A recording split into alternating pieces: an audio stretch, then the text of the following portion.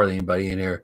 Hey, welcome everyone. This is a kind of a special late evening Saturday night Zeno Nation pop-up show. Kind of an informal show. We're not going to, do all the regular bits that we usually do. We're just gonna just kind of a casual chat tonight, really. I know we had Johnny the Drone Flyer in here waiting for us, and Aiden Hill. You guys, thanks for waiting for it if you're still there.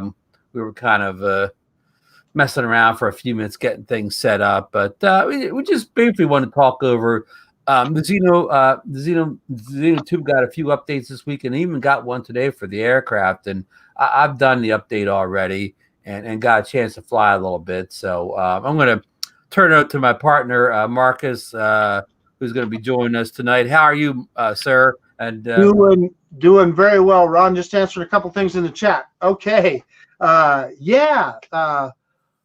You know what? Ron and I were talking earlier today that, there's probably a lot of people at home, and we just thought we'd throw up a quick chat just to shoot the breeze, all about having fun with drones. And yes, I noticed in the chat I did shave my beard. Aiden Hill noticed it right away. Yeah, so did John Coopy. They win the free Zeno Nation T-shirt that we may create someday. Someday, yeah.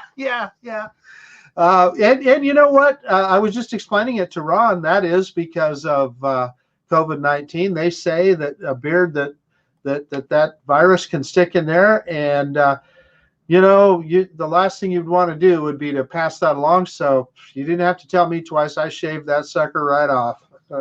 Good man. We got John Coopy in here tonight. Aiden Hill, Drone Shots is here. I said Johnny Dronefly wasn't here earlier, but poor guy, been waiting a long time. He probably went to watch TV or something tonight. So I guess we'll talk a little bit about the whole coronavirus situation, even though Marcus and I don't pretend to be experts or knowledgeable or know anything at all, except what we hear in the news. So again, this certainly isn't the show to go get your coronavirus information from, but just how it affects life in general and us in the drone world. Like I told Marcus when we got in the show today, our governor here in New Jersey, Philip Murphy, he basically closed all unnecessary travel down the state. We had a curfew from 8 a.m. to 5 p.m. for about a week or more, but now it's no going out in the roads at all, driving around, unless you're going to, get food or medicine or doctors or, some type of emergency situation, or if you still want a few people still working. So I said, tonight I went down to the beach, do a little flying with the new Zino 2 and the Firmware, because I'm thinking, well, it's probably the last time I can actually drive to the beach just to fly the drone for a while. I mean, luckily I live close enough that I could walk, but I won't be able to take 3 or 4 drones on my gear with me. But Marcus, how's the situation in Idaho with restrictions and so on for the coronavirus? Yeah, now Idaho actually is getting a little bit of criticism, and I think probably reasonably so. Our governor made an address the other day, and he just said, "You people be careful out there." So really, there's no restrictions in Idaho now. Some localities are restricting, like the city of Meridian that I'm in, and the city of Boise.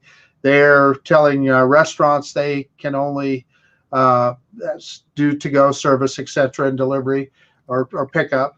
Bars can't be open and that sort of thing. And they have recommended gatherings of less than 50 people. But I can tell you this, when I was out flying the Zino 2 yesterday at Heroes Park, I go out there where I'm way away from everybody. But there's basketball courts and there's other things. And I saw a bunch of kids out there playing basketball and so forth. And I don't even know what to say. I just don't think it's smart. Went by, I drive right by a big Walmart on the way there, and their parking lot was full. And I understand people have to get food. Don't misunderstand me. But boy, I'm just telling you, this thing is serious, and we all need to take it seriously. At least I am. I'll say that. Good thoughts. John Coopy's asking, the beaches in New Jersey closed, right, Ron? No, he did not close the beaches. It's in consideration. I know the Delaware has closed their beaches, and we don't know about Florida. There's some conflict. people were complaining the beaches were open and the kids were partying on spring break like in Clearwater, but other people say the governor said he was going to close it, but it won't be until Sunday or Monday. So I can't confirm Florida, but I can confirm the governor of Delaware closed the beaches, I think, this morning.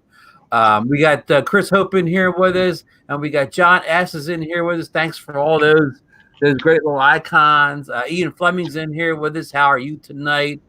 John Coopy says Missouri has issued a 250-person gathering limit. That's it. Yeah, that's pretty poor. New Jersey was at like 50, but I think it was got moved down to 10. Maybe it's less than 10 now, or maybe no gatherings at all. So New Jersey's really turned up a notch. And because New York has had all those recent cases and deaths in the past couple of days, and as John knows especially, I mean, North Jersey's bumps right up with not only New York, but New York City. So whatever's going to affect New York City is probably going to affect North Jersey. So, Ryan State of Illinois has closed restaurants for 2 weeks at least. The restaurants in New Jersey are closed, but they can do takeout. So like say an Applebee's, you can't go in Applebee's anymore, but you can still do the curbside pickup. We got pizza last night, and the same thing was curbside pickup. They brought it out to we paid with credit card on the phone, and we picked it up at the curbside. So I'm glad to see Chris Hope in here.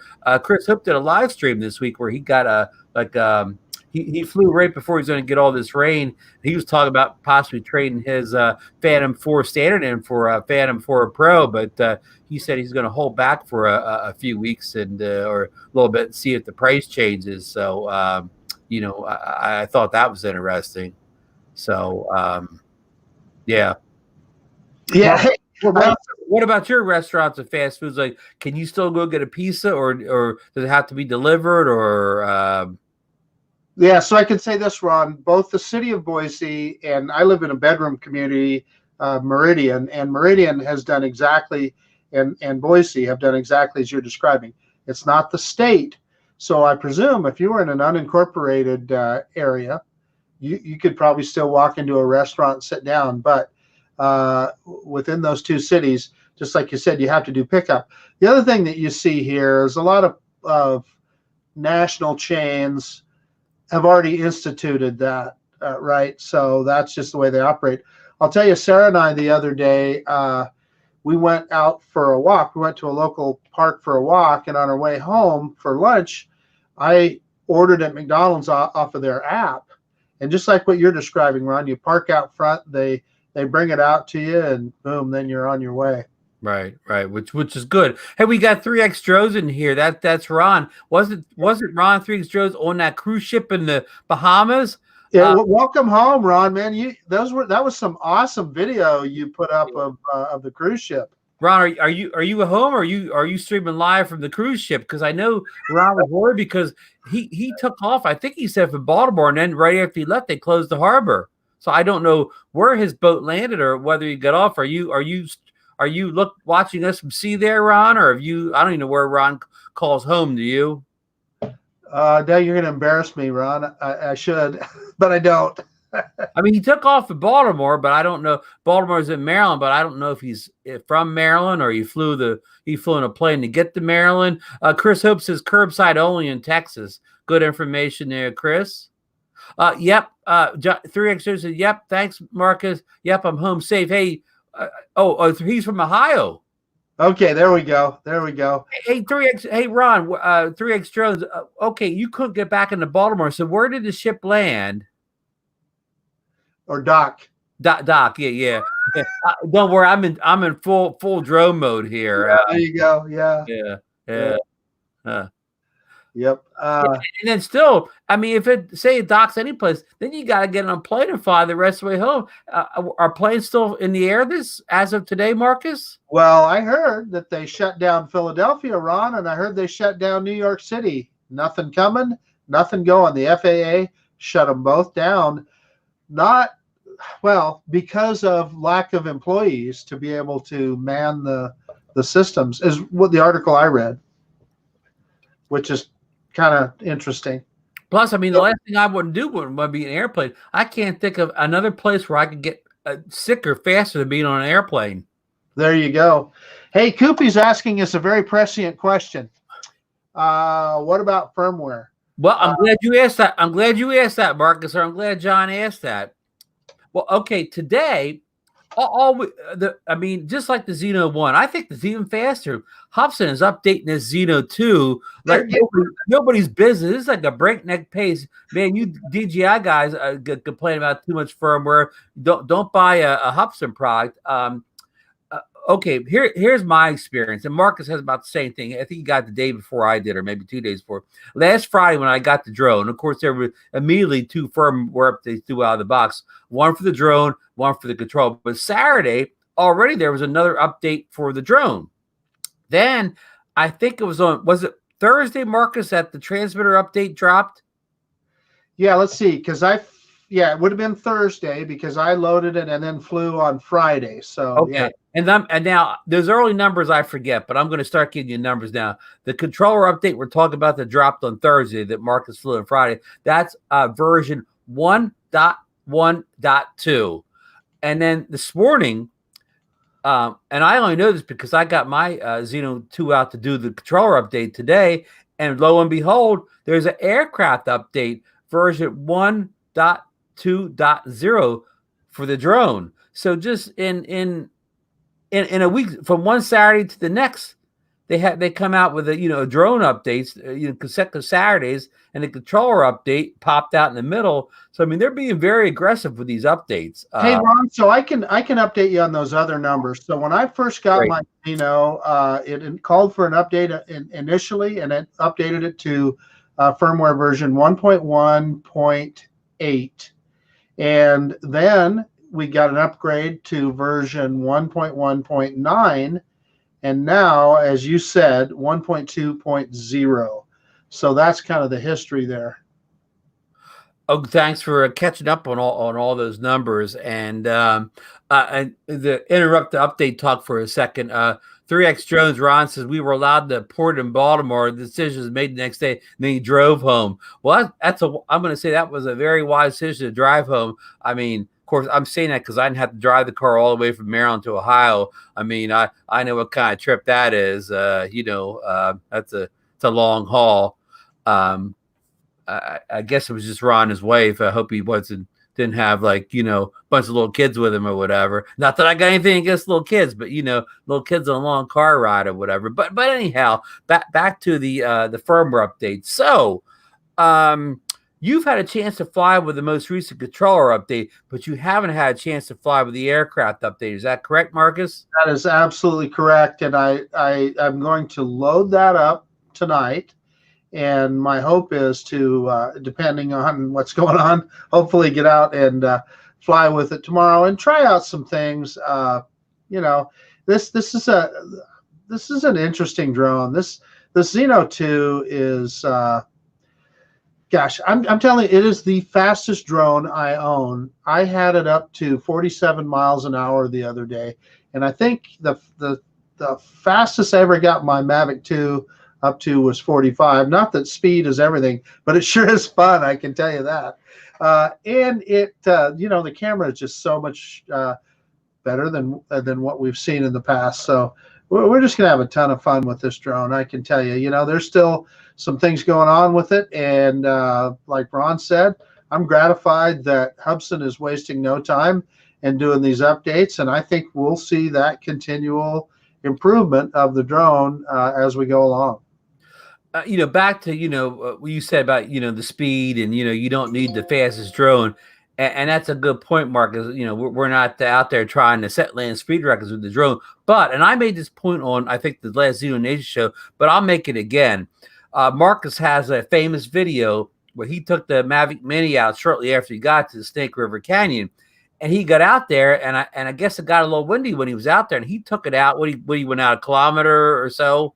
I did. I went out 1 kilometer with it, and as far as connection wise, it was perfect. But the wind picked up on you.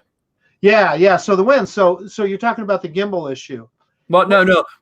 I'm getting to the thing where you took the Mini out, and you need to come home, and and you had to do an aborted return to home and landed at a safe location or whatever, and you had to go retrieve it with your car because you were fighting back against the tailwind, and you were coming back at just a couple miles per hour. Yeah. So I've said this You tell before, better than me. and I'll say it again. You could stack about 6 Mavic Minis on top of the Zino 2, and you could still come back at top speed. I mean, Yeah, the point I'm trying to make, if you'd have had the Zeta 2 out there that day instead of the Mini, you would have made it back, right? yeah. Oh no, no, I'm quite sure. No You would question. have broke without you breaking a sweat, huh? Yeah, well, yeah, without even thinking twice about it. And the other thing that's interesting, and I see Josh Parks and Tech is in, and other people that own the drone. That thing, it's got a sound too that's a little bit different. I mean, when you put that thing in high gear, it sounds like a jet fighter or something. You can tell it's moving some air. Have you kind of noticed that, Ron?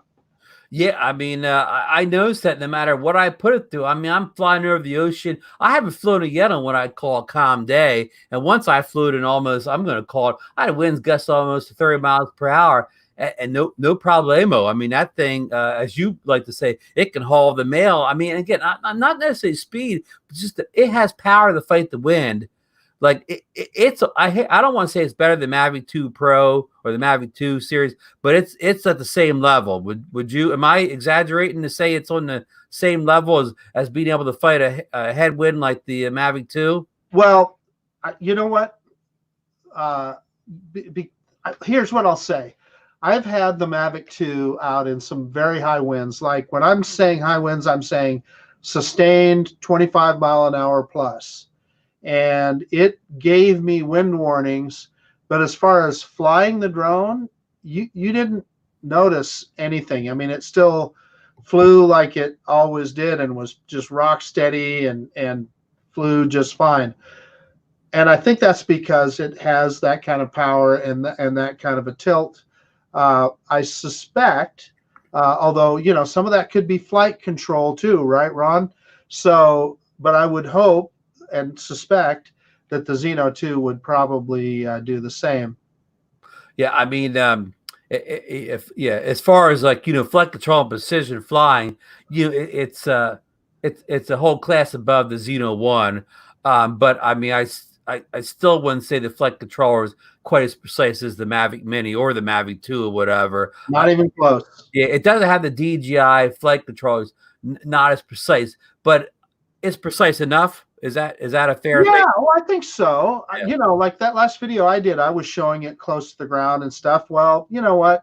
How often are you flying, full tilt 1 meter off the ground, right? So, Yeah. yeah, we've had this discussion before. When you're up at altitude with it, yeah, it's absolutely fine. And it handles great. It's not, like you said, Ron, I think you described it well. It's not as precise as the Mavic Mini or our Mavic 2s. But what drone is? Maybe the Parrot Anafi. But so in any case. Yeah, I would say, yeah, the Anafi fly. Yeah, I know it flies as precise as the Mavic Mini, and I guess it. People say the sticks, the controller is not as good, but I mean, if it doesn't fly as good as some of the DJI drones, it's so close I can't even tell. Did you see the comment here from Daryl P? Says he didn't know the 2 latest updates. He's still waiting for the camera cable fix for FPV, but I'll start the updates now as I watch Nevernote may fix the FPV. Is he referring to the I'm gonna call it ribbon that everybody's waiting for? Now, what are the details on this ribbon? People get the drone, and is it kind of DOA out of the box, or you fly it a couple times before the ribbon goes bad? Well, Chad's he posted a few videos before his went bad, and then he was able to tell by the lights that are in there by the SD card. I think it was flashing green and yellow. Anyway, that was a sign that ribbon cable is bad. So he got with Hubson, and they're supposedly sending him a ribbon. The other thing I want to say about that is just accidentally, I was looking on, well, not accidentally, I was on the Alibaba website, and I was looking for another battery for the Zeno 2, and I did order one. But you know how you do a search and a bunch of stuff will come up, and they had ribbon cables on there for the Zeno 2 for like $15. So I would be tempted if you're waiting for one from Hubson. Boy, for $15, I'd be sorely tempted to get one ordered and have it come, and at least you would know that it was on its way. Yeah, very true. I'm old man here. I had a train of thought on this cable, but I've already Yeah, lost. Daryl P is saying DOA out of the box. Already lost it or whatever. But anyways, it's it's interesting. I know several people have had it. I mean, does everybody get it, or is there some people that received early Xenos and their cables fine? Is that a scenario that's working? Some people have no issues. Well, I mean, I haven't so far, and nor have Yeah, you. well, I mean, people that got them before. I'm going to say the great Blue Skyver, all got theirs in the last 10 days or whatever. Yeah, Blue Skyver. I don't think he had a ribbon issue with his. I don't. Everything else, but hey, Josh is saying that Zino 2 super quick. He gets 40 to 45 miles per hour in sport mode. Yeah, it's insane, Josh. Like I said, I got 47 miles an hour just in the flipping park the other day. I mean, holy cow! Yeah. Stephen Ewing joined us tonight. Stephen's coming to us from Ireland, so he's probably up late again. Stephen, how are things over in Ireland right now? Are you under the same type of restrictions and stuff that we're going through in the U.S., or maybe even more severe? He says, how long and how many firmware updates did it take to get the Zino 1 fixed? Also, it will never be as good as DJI, but it will never be the price either. Well, that's the I guess the point we always try to express, that you are getting what you pay for, and just like you said, you're probably never going to be at DJI. Well, you'll be at DJI level what they put out 3-4 years ago, but the point is these drones are affordable. I mean, to go out and get a Mavic 2 Pro, even the prices have fluctuated, but right, I'm going to say today it may cost you $1,500 to get it. Not everybody has $1,500 in the budget, so that's why we talk about the Zino and other affordable drones. So Marcus, I'll let you take first crack at Steven's question about how long did it take to get the Zino 1 fixed. So Steven, what I'll say, to get it to the point that it was acceptable, because at first the video was bad enough and people had all kinds of problems with video flashes and things. It was probably, Ron, I think by March of 2019 that, you could fly it and feel pretty good about it. But on a recent video, I went back and I reloaded some of that old firmware just for the fun of it. And I noticed a lot of those old problems that we complained about then were certainly there. Then the thing would crab. So the vector would be straight, but the camera, the nose of the drone, would be pointing off at an angle. And those are the kind of things that they corrected. They worked on stability for a long time, but I have to tell you that was very, very subtle. And Ron, I'd be interested to hear your opinion. I'm going to tell you that I feel like the Zino 1 in its final iteration, the most recent update was just, a couple of months ago. I think, was it in December or January? I'm trying to remember. 1.2.05, I think, is the firmware. That's the latest iteration. I'm not so sure that it is not at least as stable as what we're seeing the Zino 2 now. I mean, which is to say that both of them aren't the most stable drone in the world, but I don't think there's a lot of difference. What do you think, Ron?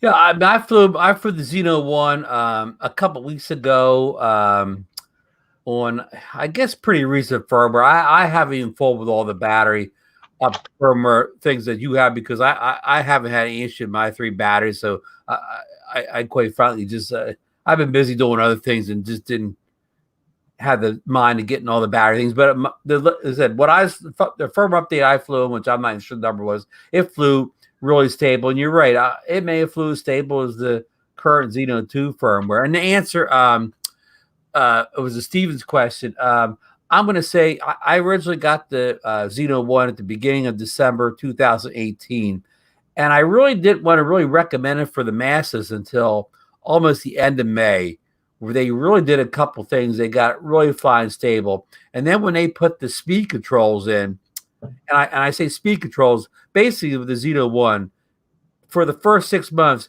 you basically flew in sport mode. There, I mean, it had a sport mode button on it, but the drone only flew maxed out the whole time. And then finally, around the end of May, beginning of June, they put the controls in for lets you to slow down the vertical, the back and forth, and the yaw. And that particularly the yaw. Yeah, and that finally kind of tamed the bird down to where you could kind of fly it, like a regular drone that you didn't have to fly it full on sport mode 100% of the time. And of course, in that around within a week or two, they also put in. I keep losing a train of thought here. They got rid of the crabbing right around that same era. Yeah, Rod, you just brought up a memory, so I cannot remember which firmware it was, but it was probably in the summer sometime. And boy, I loaded up the new firmware, and I was so excited about the Zino 1 and got that new firmware in it. And I was hoping that crabbing would be cured.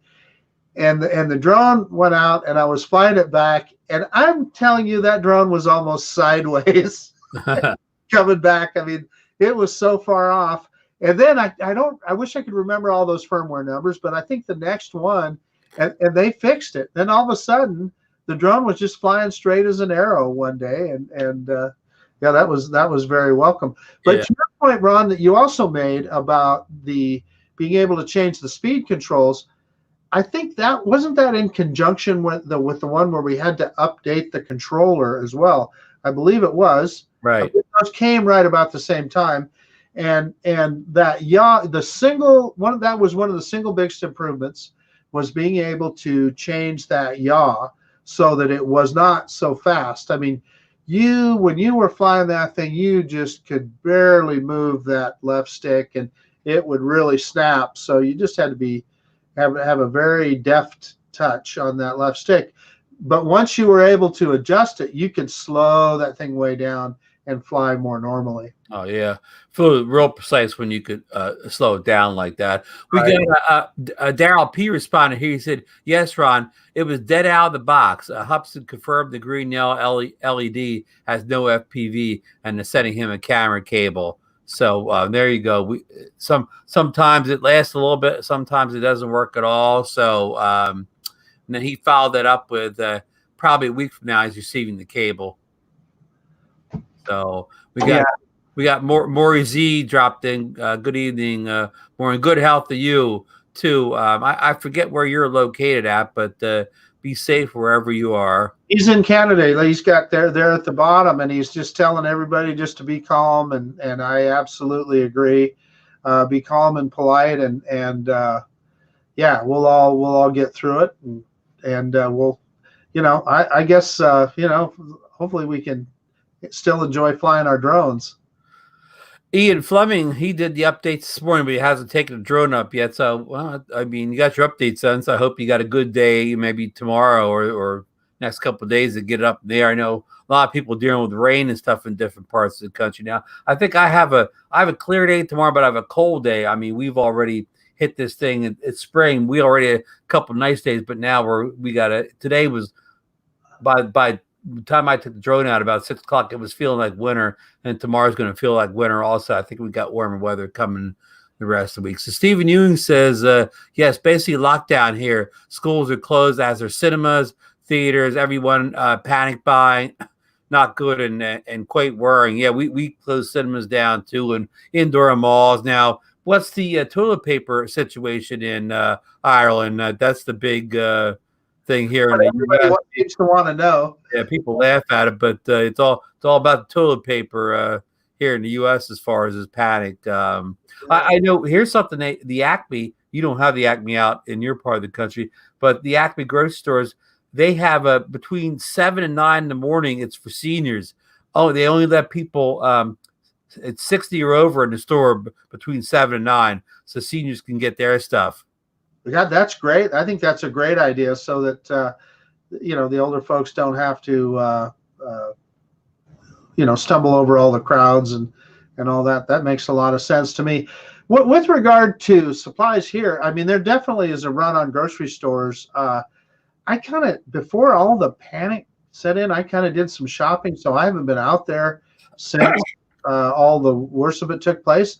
But I've had friends that have posted pictures of empty store shelves here at stores that I work at. I can say that one of our local chains posted, they said, listen, people, calm down. And they said, we got trucks coming in every night. So we're gonna have it here when you need it. So yeah, Good like to hear. Lloyd said, just got to stay calm and do what we need to do.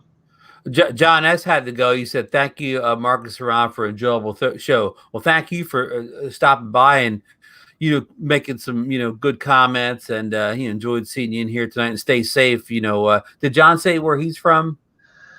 I am not sure, but thank you, John. If he's not already out already, but yeah. Motorcycle there. And his little icon. Look at his little icon. He's on a nice blue motorcycle. Oh, there we go. There we go. Yeah. He could probably get a nice little Skydio too to follow that around. That's what that Skydio is fun. Hey, Ron, I heard you flew the Skydio today. Yeah, we Stephen, let me give Stephen Hughes comment. When we were out, show everyone your peacefulness, and it'll be just as infectious as a panic. I'm here in Canada, people calm, polite, best wishes. Thank you, more. Yeah, you already read that, Marcus. Sorry, I didn't. No, but that's a great sentiment, and that's exactly right. If everybody just treats people like you would want to be treated, and then we're all going to be fine. Definitely. I took the, I had the Skydio in my backpack when I went to beach day with some drones, basically to fly the Zino 2, but I got the Skydio. I didn't have a long flight because I had both batteries. I hadn't flown in a while. And here's some information for you, Marcus. Guess what the Skydio does when you don't fly for a while? The battery goes down to half full.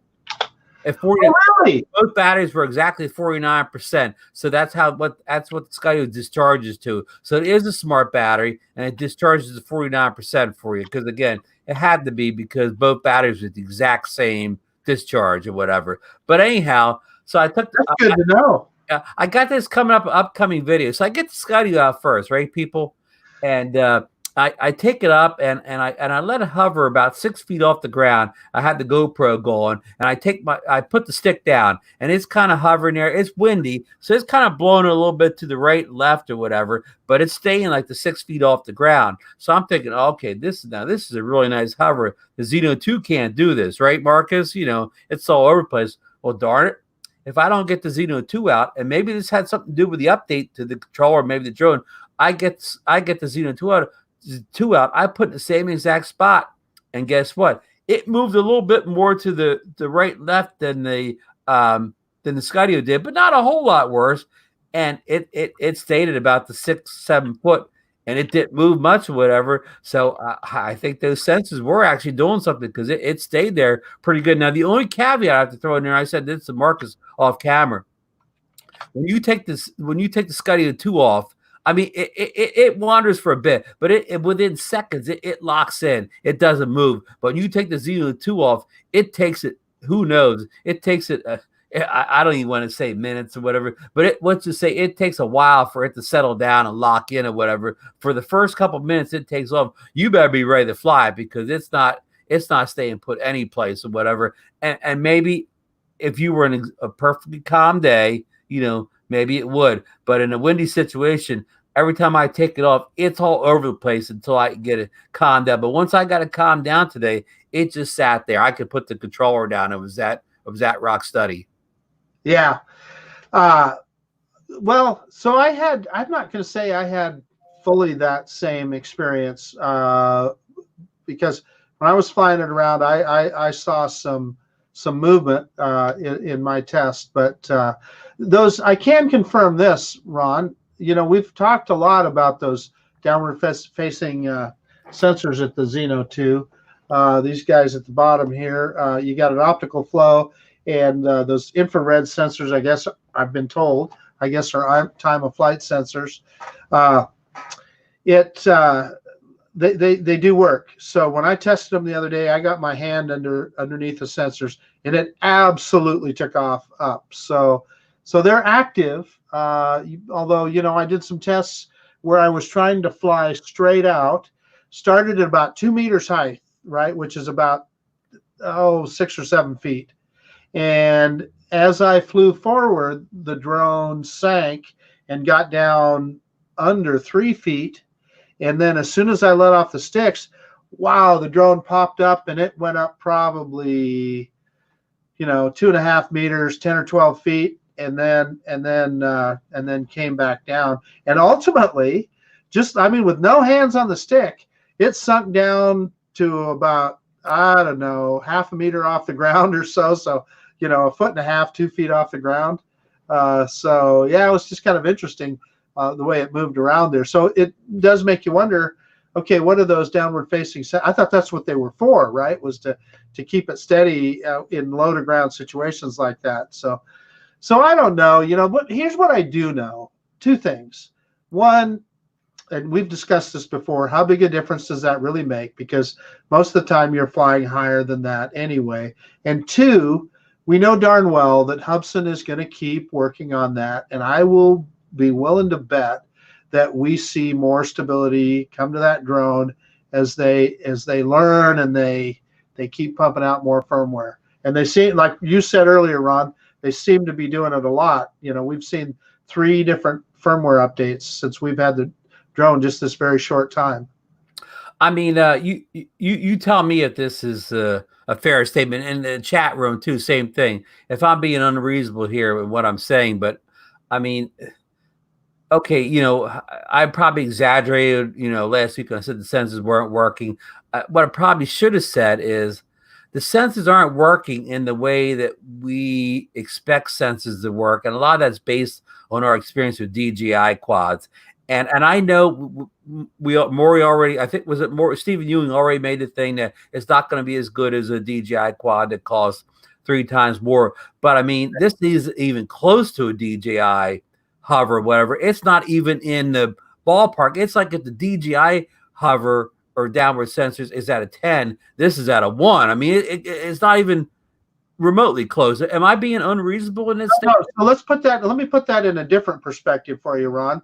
Let's take the Parrot Anafi, which full retail is $599. You can buy a refurb one now for $420 off of Amazon. So it's essentially the same price as the Zino 2. Let me tell you what, that thing is solid as a rock. It is stable as stable can be, and the flight controls are so refined on that drone. Everybody, the first time they fly a Parrot Anafi, they're always impressed by how smooth and how precise it is. Now, the Anafi's not perfect either, right? The Zino 2 has much better Wi-Fi. It will go farther without dropouts and stuff. It's got the Leeds 2.0 operating system. Right, and it works very, very well. So, all I'm saying is that there's pluses or minuses, but stability is a thing with the Zino. It is. You can't question that. But I also have confidence that Hubsan will continue to improve it. I mean, how do you feel about that, Ron? Now, you make a good point. For about the same money, the Anafi hovers, hands off the stick. I'm going to say just as good as top of line DJI drone. I mean, if it's not as good, it's so close you can't notice it at a much reduced price. Of course, I mean, and the Anafi. I mean, the Parrot Anafi is, I was going to say, called the 2. It's not a new drone, so I mean, we're giving you prices. We're giving you the kind of the prices of what it's fallen to. I guess it was a $699 drone when it came out. Sure. So so take that, but still, I mean, it hovers great for the price point, and and I guess I'm just saying, I guess the point of being, if hovering low to the ground is what you look for in a drone, then this isn't the drone for you. But you want to know what else hovers real good, Ron? Yeah, FIMI X8 SE. Yeah, you're right. It hovers much better than and I think I paid $440, I think, for this guy. He's got a little bit of an injury right now.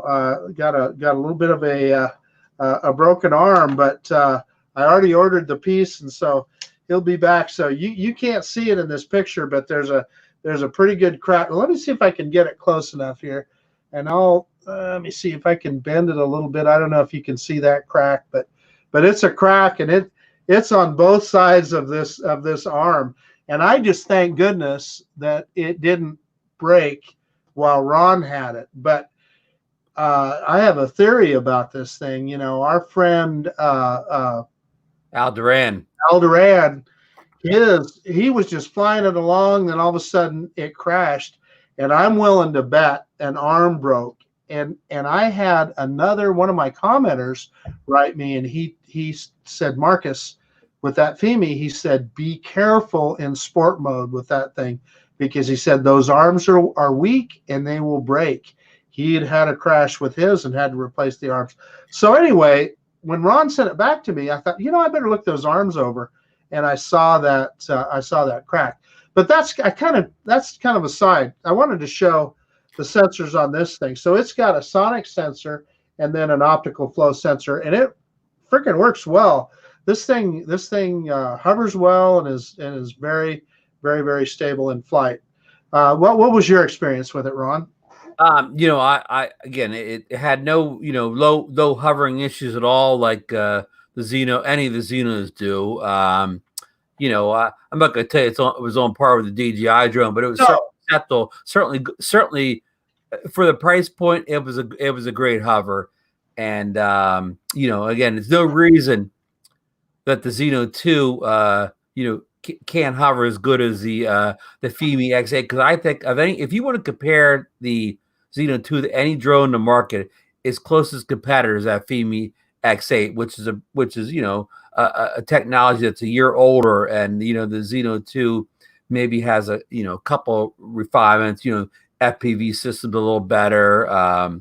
I don't even want to say it's faster than the FEMI, because the FEMI's fast enough too. Even if the Zino 2 is a little bit faster, it doesn't matter, because the FEMI's fast enough to get you.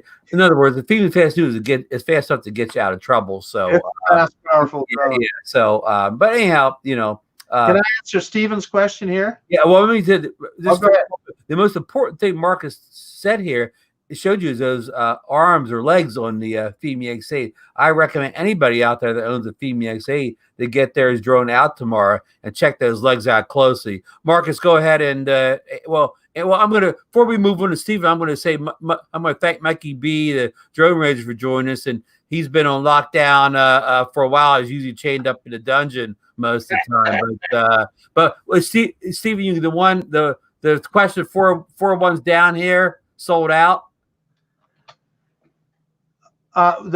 Say again. Is that where you're going to address Stephen Ewing? Oh, no, the one down where he's talking about the Zino 2 or the FEMI. We asked about the toilet paper. So he said the toilet paper sold out.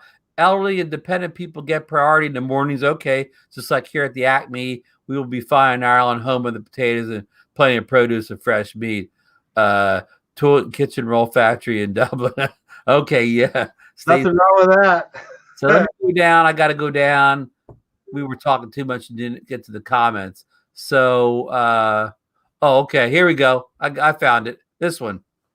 Yeah. So he loves the Anafi, and we were talking about range, but there's one a little bit further down. He's asking us directly, Ron, whether we would choose the Zino 2 or the FEMI.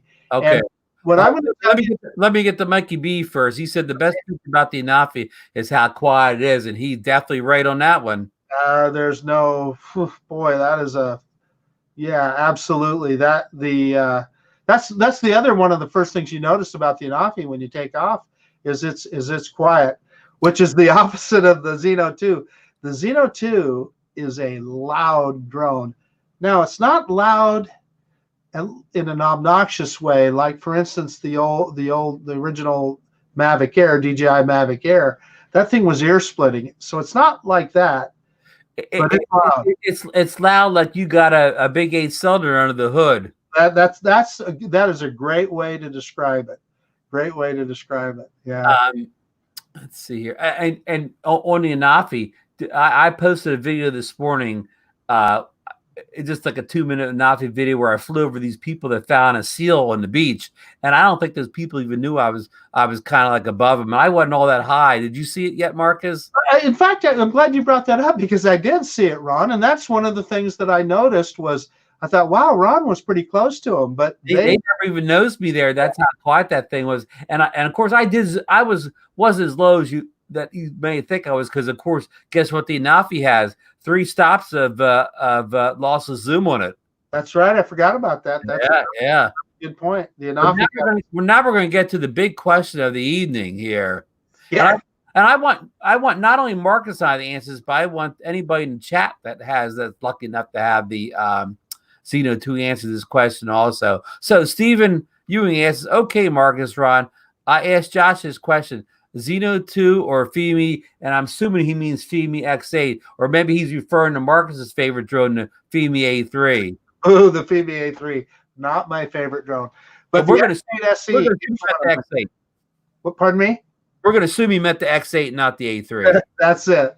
The X8 SE.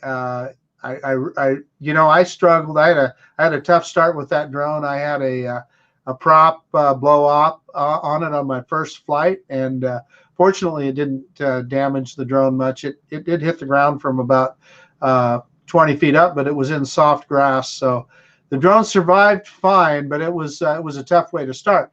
But as I kind of similar to the Zino, they were really pumping out firmware updates, and the drone just got better and better and better with each firmware update, to the point now that it's really a fine piece of equipment.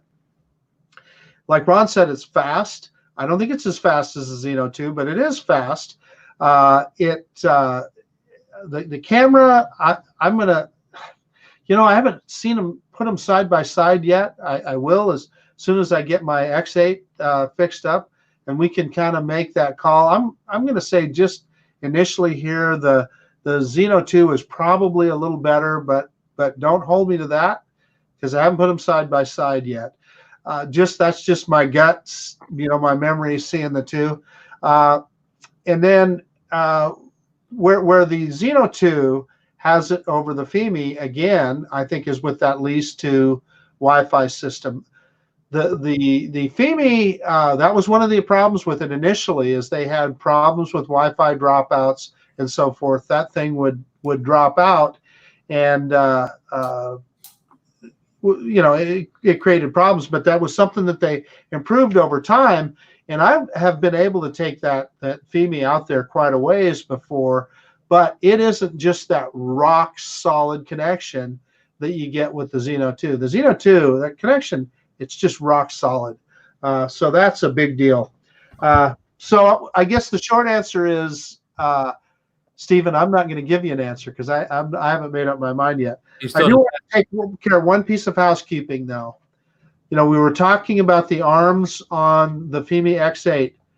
Because this guy is such a powerful drone, when you're putting this thing in high gear, that there has to be a lot of torque on these arms. So I'm going to suggest that everybody that has one of these, inspect your arms frequently. Look for cracks. Yeah. And I would also caution, people too, that I wouldn't fly unnecessarily in sport mode. I mean, I wouldn't fly in sport mode all the time just for the heck of it. If you don't need to be in sport mode, just don't fly it all the time. I think it'll help increase the overall life and well-being of the drone, not just the arms, but maybe screws coming loose and things like that. Well, in fact, the guy that was telling me about it, and I wish I could remember his name, I feel bad about that warned me about it. That's exactly what he said. He goes, Marcus, I will never fly my FIMI in sport mode again for that very reason. So I think you probably, like you said, Ron, I think you can still do it. Just don't be in sport mode all the time, and pay attention, inspect those arms frequently. And then, like in my case, I found it. Hey, it's no big deal. I ordered a new arm, was like an arm with the motor and everything was like $20. So, not terribly expensive. So, Ron, I understand that we have somebody else that's joined us here. At least I see somebody else on screen. Yeah, before I answer Stevie Yu's question, he's going to have to wait, because we're going to introduce our good friend, Bill, the drone reviewer from sunny and virus-free Florida. That's right. We are in. We've been actually. My wife's going to be working from home next week, so we're going to be doing self-isolating. we did Instacart the other day and did social distancing, and they put the groceries in the back of my pickup truck, took them home. Haven't had any contact really with the outside world, and that's the way I want to keep it. So except for tonight. Except for tonight. Well, we're going to keep this group. We're going to keep this group below 50 in here. Well, here's the great thing, though. I have a tracking number from FedEx on my Zino too. Yes, congratulations. It hasn't updated yet, though. It still was a pre-shipment label, but I expect that to update because they said it's supposed to come by Thursday. So look for an unboxing, maybe a Thursday night or whatever on the Bill the Drone Reviewer network of shows or whatever. Something. Oh yeah, it's gonna. I might do a hyperlapse one of my unboxing. There you go. Hey, Bill. Well, I got you in here. I want you to confirm.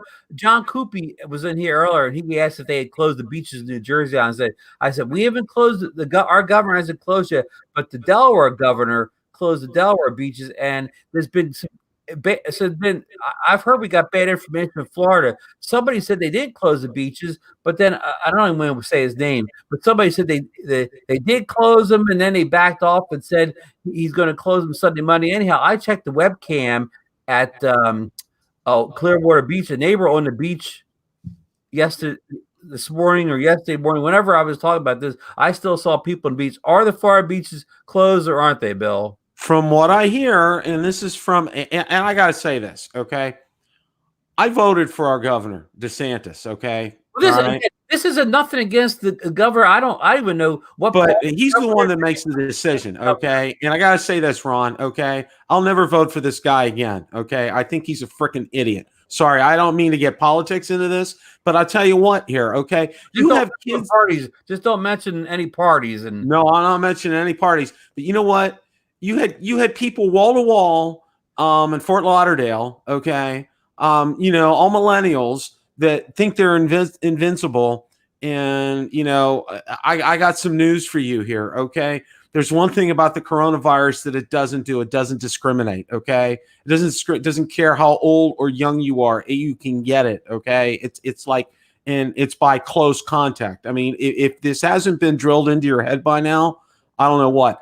I did hear, and what I heard was that Governor DeSantis issued an order to close all the beaches. But, this is like, okay, when he's saying this is after I watched some video of these, hundreds of kids out on the beach, in spring break kind of stuff. And I'm like, you like what? Okay. This is just beyond stupidity here. Okay. It's like the cow's out of the barn already. So let's close the barn door. I mean, it's like stupid. It's just plain old stupid. And then the other thing that gets me too is when we want to pick up our groceries, you have to park in a parking spot. You call a phone number and they come out to your vehicle and they bring them out to you. All right.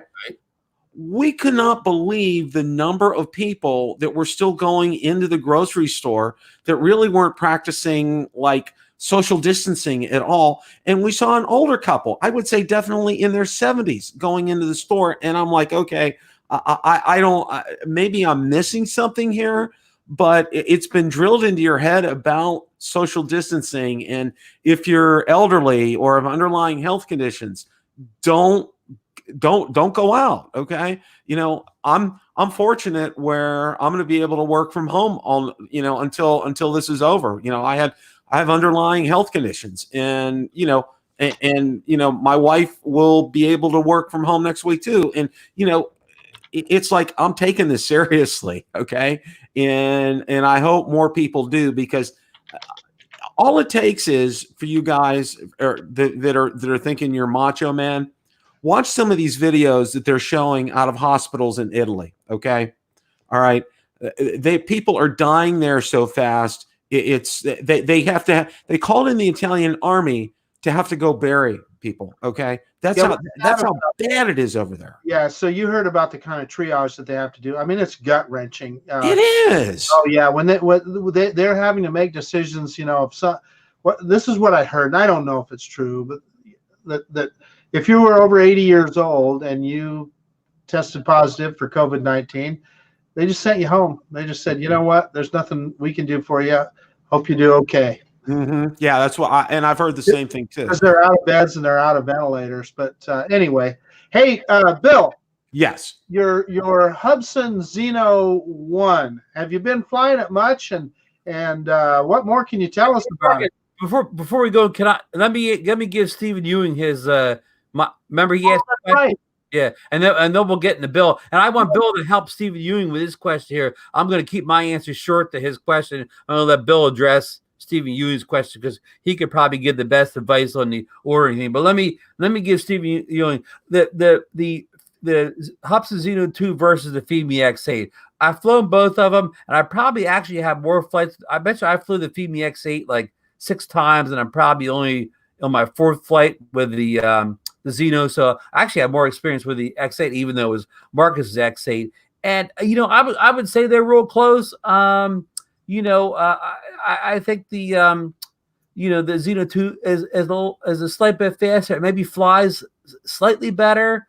And I think the cameras, I think the camera is definitely better in the Zino 2, and especially in taking photos is better, and taking video, as long as the video is not facing the sun. Now, if you turn the drone around and face the sun, that wasn't the FEMI's strength either, but it probably was better than the Zino 2 so far. Who knows what a future firmware update could do. But on one side, the FEMI X8 has many more controls, settings, and stuff in the app. Like you can shoot in a log video profile, and you can just make more adjustments and stuff than you can the Zino 2. So it's more full features as far as app and camera control and whatever. So at this point, I again, it's early days for me. I'd call it pretty even, but if I had to pick with limited hands on both of them, actually,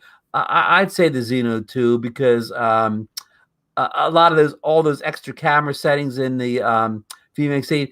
Again, I've only maybe 6 flights. It didn't seem to do a whole lot, anyways. But again, I'm certainly they look good in the app, but they didn't do much. Drone. Go ahead, Marcus. I was going to say they look good in the app, but they didn't do much. Again, unlimited testing, that's what I'll say. But I want to get off this question. Bill, I know we're going to throw you right into the frying pan here. Okay. Put you right in the hot seat here. Stephen Ewing has a question. He ordered a Zino 2 in December, and this is also going to help Gary Gilmore, who's waiting for his Zino 2. Ordered my Zino 2 in December also. They lost somewhere along the way. After 7 emails, I canceled my order. I don't know what to do now. Now, Bill, you've been down the same road as Stephen, correct? Yes. So what I did, and Stephen, just to give you some background, Marcus and Ron got their updates on GearBest to where it said packed, and mine still showed paid. Okay, it never changed. And I emailed the GearBest, and they're not giving me any satisfaction at all. And then I finally saw our friend Josh from Parks and Tech. He had mentioned that he ordered a second Zino 2 from Hubsan, and I said, hey, Stephen, so what I ended up doing was at that point I said on what website, because Hubsan US or Hubsan, and he said Hubsan, and he got his order came within a matter of weeks. So I went ahead and did the same thing.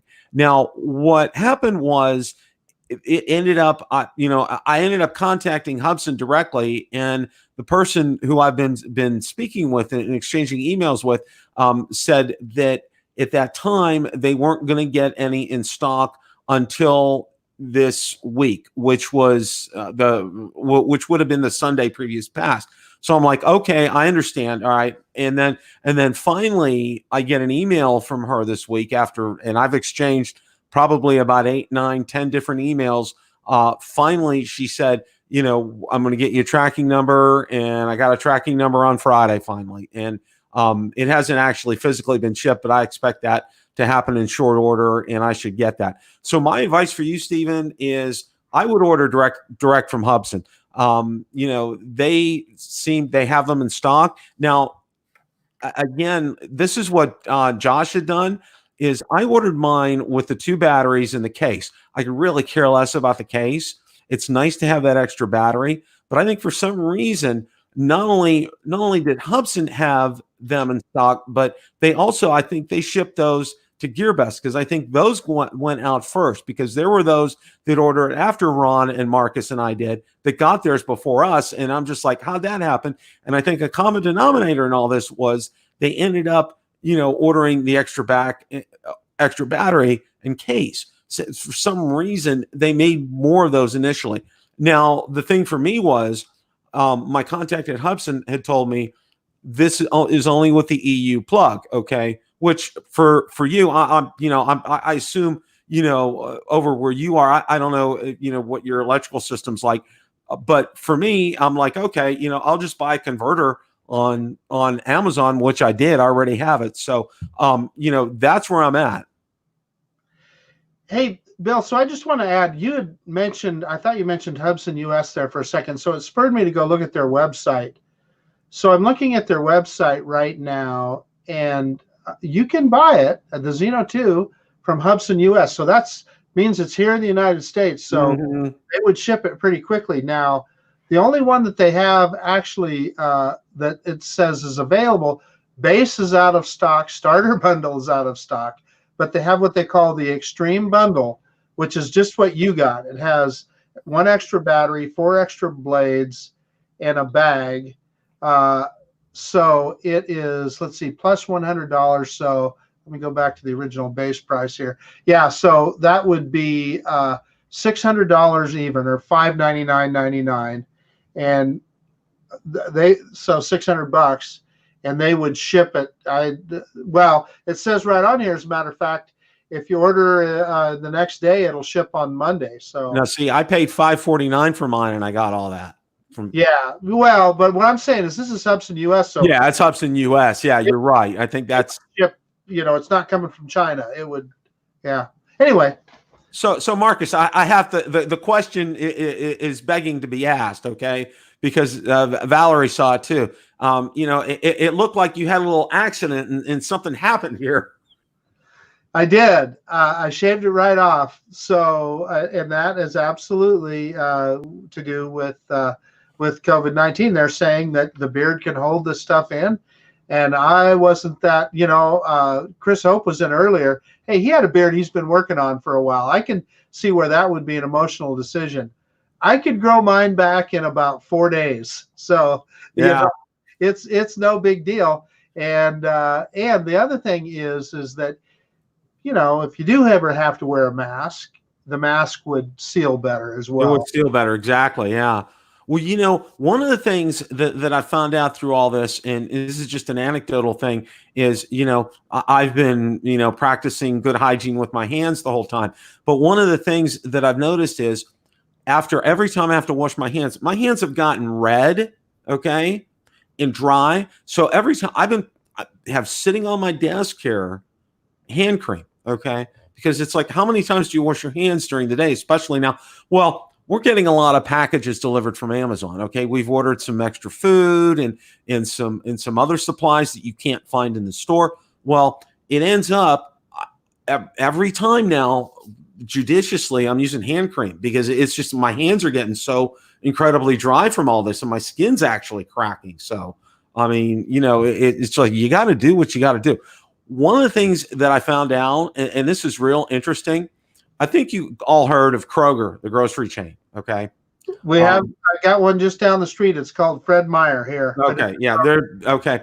Well, what's real interesting is in Ohio, they have a huge distribution center up there for Kroger. All right. Because Kroger's headquarters is in Cincinnati, where David Kluge lives.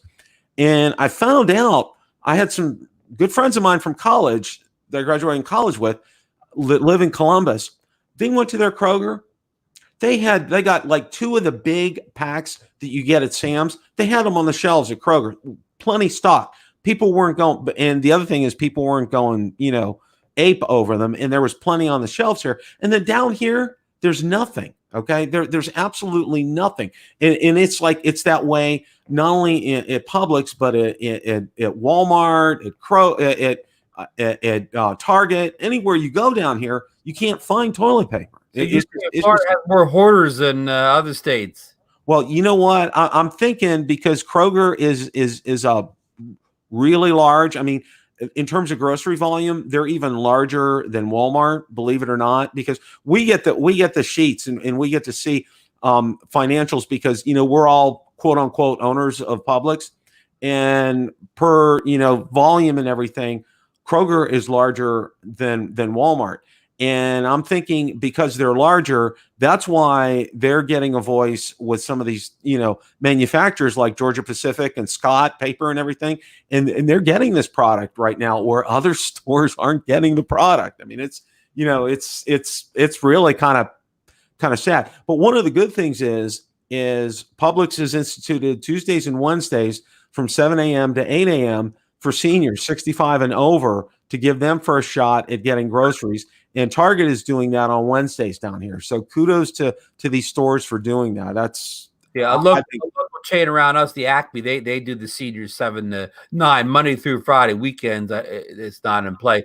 Hey, back to the drone for Zino 2 for a second. Aiden Hill says it maybe took him 5 or 6 emails to get his money back. And then a PayPal resolution ticket. He ordered, and the previous thing he ordered from Hubson, and it was harder to get his money back. You had no problems at all getting your money back from GearBest. Is that correct? Right? GearBest was fantastic, Aiden.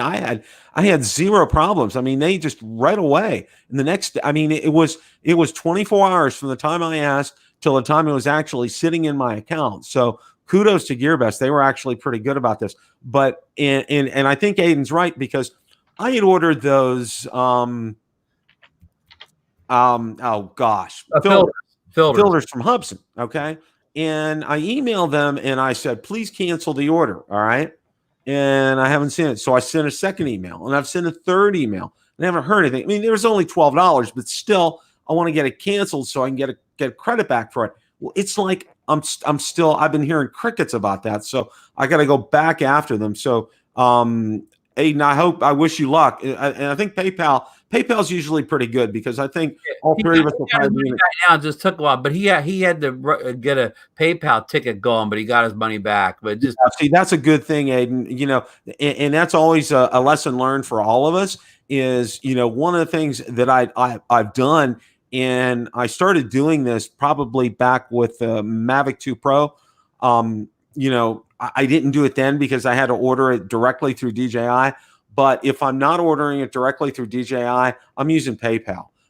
It really covers your butt that way. You don't use PayPal when you order from these Chinese web stores like Banggood, GearBest, or even directly from like Hubson. Always use the PayPal. Oh yeah, absolutely. That way you got yourself covered 100%, and you'll get your money back. So I'm glad to hear that you got your money back, Aiden. But sorry you had that experience. Wait, Aiden has some wise philosophy. He says, "I will wait until all the firmware updates are basically done, and then reorder later on," which probably is not a bad idea, right? No, I don't think so. Except for there's going to be firmware updates if it's like the Zino 1. I mean, we just had a firmware update, so. Well, yeah. But his point is the major firmware updates. Like the little tweaking, like with the Zino when they've been messing around trying to get that battery thing straightened out. I mean that's all. That's important, but I mean it's not important as far as your drone flying. Yeah, good point. Yeah, and it's like because you guys conditioned me because when the Zino 1 first came out, it was it was like there were some issues, and as you got further on down the line, those issues started getting resolved with firmware updates, and it got itself to a pretty good point where it's at right now. Yep. Aiden Hill says filters. We're referring to the ND filters that Hubson actually, I guess they make their own ND filters for the Zino 2, but I think I already have them because I own a Nafi drone, but Bill, I think, has ordered the Freewell filters for the Nafi, which Chris, the QC guy, discovered fit the Zino 2 lens perfectly. Yeah, I got those, and Marcus was saying to get a European converter, and before he finished typing the sentence, I already have it. It's sitting here. I mean, it was a no brainer to get both of those, and actually, I ordered the Freewell filters through B&H. There was no cost for shipping from B&H Photo. They didn't have them on Amazon, and to order them from Freewell, they were going to charge me $22 to ship the filters. I was like, Wow. no. It must be shipping by gold delivery truck. Hey, Stephen Ewing says, I will wait to see how you guys get on with the Zino 2. You never know. By that time, I could be pushing the button on that new Mavic instead. Yeah. Right on, Stephen.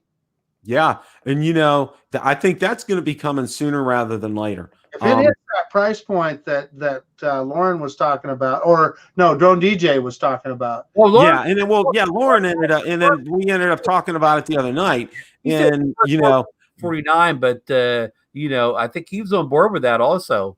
Yeah, that price point. Oh my gosh! I mean, it's going to be. I don't think it'll do as well as the Mavic Mini, but it will definitely garner a lot of interest. I can tell you that right now. I mean, it's like, okay. And I think you guys have noticed it.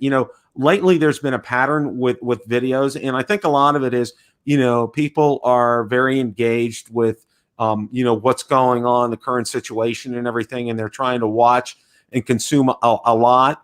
And, video counts have been down. My video counts have been down. I think all three of us can probably attest to that. But today, it's like I was surprised, but I was not surprised because I put out a video about, the Mavic Air 2, more info, and it was from our show the other night. And, that's doing better than my previous two videos I put out.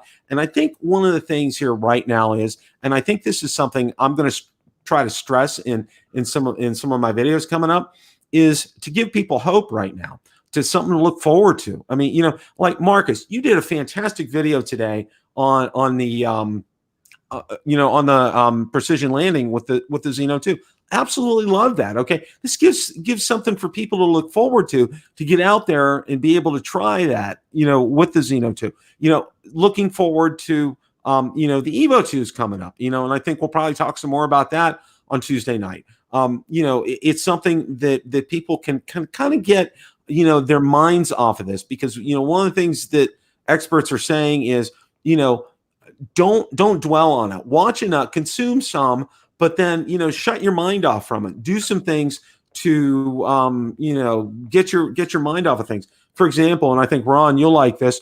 The NFL has opened up their NFL Game Pass to everybody. It's a free membership through the end of May, where you can watch everything that's in the NFL archives for free. And that's what I was doing tonight. I was watching. It has Super Bowl highlights from Super Bowl I all the way through the current Super Bowl. And, this is just one of these things to help get your mind off of stuff. And I think what a perfect thing than to fly drones, and for new drones to be coming out and something to look forward to. This new Mavic Air 2, or the Mavic, or the DJI Mavic, whatever it's going to be called, this is going to be groundbreaking, okay? Because it's it's going to have ADS-B on it. I mean, for that alone, that's something I would hit the buy button for. One of the things that I was looking at tonight also was on the picture of this, okay? How on both the Mavic Mavic 2 and also on the Mini, how the bottom legs, you have to unfold them, okay? If you look on that picture, and this is something I noticed tonight, and I don't know if Lauren had mentioned this or somebody else did, but those bottom legs just swing out. So I was trying to figure that out. Do you think they do, Bill? I was looking at that picture too and trying to decide if that's how they came out. Yeah, I think they swing out because it looks like there's, I don't know, I don't want to call it plastic, but material there that's above them where you can't, do it, where I think they're just going to swing out. And I think, that's high time, because I'll tell you what, I know there were some people that actually damaged their legs and had to get them repaired, and some actually snapped them off because they were, too ambitious with it. How's this open up? Boom! And then next thing you know, it's gone. Hey, Alan makes a good point here. This is back to the GearBest ordering. He said GearBest wants you to reorder so they, they want basically they wanted you to cancel their order, so they didn't have to honor selling it at $3.99. So I mean, they wanted a lot of people to call them up and cancel. That's why they're so good to give your money back, because they want you to do that. Alan, I've thought of that same thing too. I've wondered about that exact same thing. They must have hated Marcus. They must have, those two darn guys there with Zino Nation. They're going to hang in there for that $3.99 price point to the bitter end. Those guns or whatever, those cheapskates or whatever, they probably were waiting for us to cancel, and they finally said, we finally got to ship that thing. I waited 5 months for this guy, Ron. So I know. I got it in May. I know. I exaggerate. I said I set the world's record for the longest drone delivery with the Zino 2, but I wasn't even close, really. Well, mine's going to approach about 4 months. So, I mean, I'm like, it is what it is. And well, what's real interesting today? Okay. Valerie and I decided to order a chest freezer. Okay. Because, we're planning, and we're thinking not only right now for what's going on, but we have hurricane season, and that's always an adventure with hurricane season. And you want to have plenty on hand, and you want to have plenty of food on hand. And I'm thinking, this is going to be a no-brainer. I'd probably pick one up at Sam's Club for a couple $100, everything. Okay. I go out to Sam's website, nothing. I go out to Costco, nothing. Sold out. I go out to Best Buy, nothing. Okay. Ended up finally finding one at Home Depot. Okay. And, it's, you have to, but they only have the larger ones available right now. The other ones were on back order until June. And the reason, it was real interesting because we had tried ordering from Lowe's first. All right. And Lowe's ended up calling us back and saying, well, they're on back order until June 21st. And we said, why? And they told us that it was parts availability. Okay. Because evidently a lot of these parts are coming from guess where? Okay. Mainland China. All right. So we ended up finding one, but it's a little bigger, but we're going to put it in the back bedroom. But it's just, I didn't expect to hear this with something like this. I didn't think people were, hoarding, freezers, but with food, okay, with like finding ground meat in stores, okay, it's been a challenge to even find ground meat right now. Wow. So after this virus is all over and I come down to visit you, and you put me in the back bedroom or whatever, at least I won't go hungry. I can always grab a frozen steak out there in the middle of the night. That's right. You grab frozen steak. We'll see. The other thing is, all right, one of my weaknesses. I have two weaknesses. Okay. Edie's fruit bars. Okay. Lemon and lime fruit bars. All right. Those are my go-to treats. And the other one, Luigi Italian ice, the lemon. All right. That's my Achilles heel. The freezer will be full of those. Oh yeah, I mean that, and then we ended up and we locked down. Sam's actually we get their big pack of ground beef, all right, which is probably about almost 5 pounds, and it's great because Valerie splits it up into like 1.5 pound, bags in the freezer. Got plenty of meat, so we're actually doing pretty good as far as that's concerned. So. Bill, did you see the comment screen from Stephen Ewing? This is something you may want to spread on your show too. Did you guys read that YouTube, they're reducing the quality of uploaded videos due to such a demand at the moment? The 1080p will be the max for a while. I didn't know that. That's very, Stephen, thank you for letting us know that. Yeah, people are watching more YouTube during this virus crisis worldwide, and they may have to keep bandwidth down worldwide. So that's a good piece of information. And I'll let you comment, but I want to segue this into the Evo 2. But you have any comments on this? You and Marcus have any comments on the YouTube and the 1080p? Well, I'm going to say that it makes sense, right? But it does say something. And Bill, what you were talking about earlier about the freezers and stuff too, we're all worried about the economy because everybody's out of work now, and there's going to be some things going on. But what we're describing with YouTube, the minute they get the chance, they are going to be adding more capacity, building more servers and so forth. And Bill, do you think that Home Depot or Lowe's or Costco or Sam's Club did not want to sell you a freezer? Of course they did. Mm-hmm. There's going to be all of this pent-up demand. And once we get past this, I'll bet you the economy just explodes. I think you're right, Marcus. And them doing it, I think it's wise. Number one, them cutting this down to 1080p, because let's face it, and we've had this talk plenty of times, all three of us. Okay, seeing things in 4K, it's nice. But I tell you what, if you're on, I don't have my phone here, but if you're on your smartphone, guess what?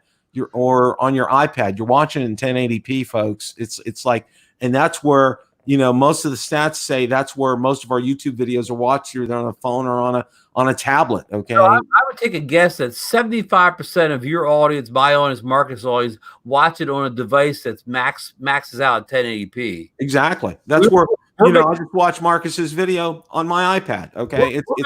We're making 4K content for probably about 10% of the market out there that actually watch it in 4K. Ron Brown, hold it right there, mister. I love your 4K content because I'm watching it on this 4K screen here, and it rocks, man. I'm telling you. You're my one 4K fan. Okay. Yes, I haven't watched yours latest yet, Ron, but I am going to. Okay, on my Samsung. Go ahead. I know you're going to segue to the Evo 2, but I wanted to say something about the Evo 2 before we kind of get started. I actually got not an email, but a message from one of my subscribers who told me some really good news. He said he got an email that they're going to have to fork over their second, to pay it in full, because apparently they're going to be shipping. It's like imminent as far as shipping is concerned. So I don't know if you guys knew this or not. I was going to talk about this on Tuesday night. I think this is fantastic news. I mean, that the Evo 2 is finally going to get out there, and this is going to be great because it's going to really put a lot of focus on this right now, which I think is fantastic. And I think, we're going to need a lot of, it will garner some attention for a while, which I think is good and help kind of bolster people up for a while. Well, YouTube better get rid of that 1080 cap and get the 8K cap on there if that Evo 2's getting out to people's hands. Well, I'm glad you gave that little update, because I was just about to, I don't mean get on you because you're not the Evo representative, but, they promised the Evo in the latter part of March. And when we do the Bill the Drone Reviewer show Tuesday night, 8 p.m. Eastern Standard Time on the Bill the Drone Reviewer network of shows, it will be March 24th. And if they haven't changed the calendar since I went to school, there's 31 days in March. So that'll give them 7 days to get the Evo 2 into a regular customer's hands, a customer that doesn't have a giant YouTube channel, not well known. Do you think that will happen by the 31st of March? Will just a regular average Joe consumer have an Evo 2 sitting on their counter? I'm going to say yes.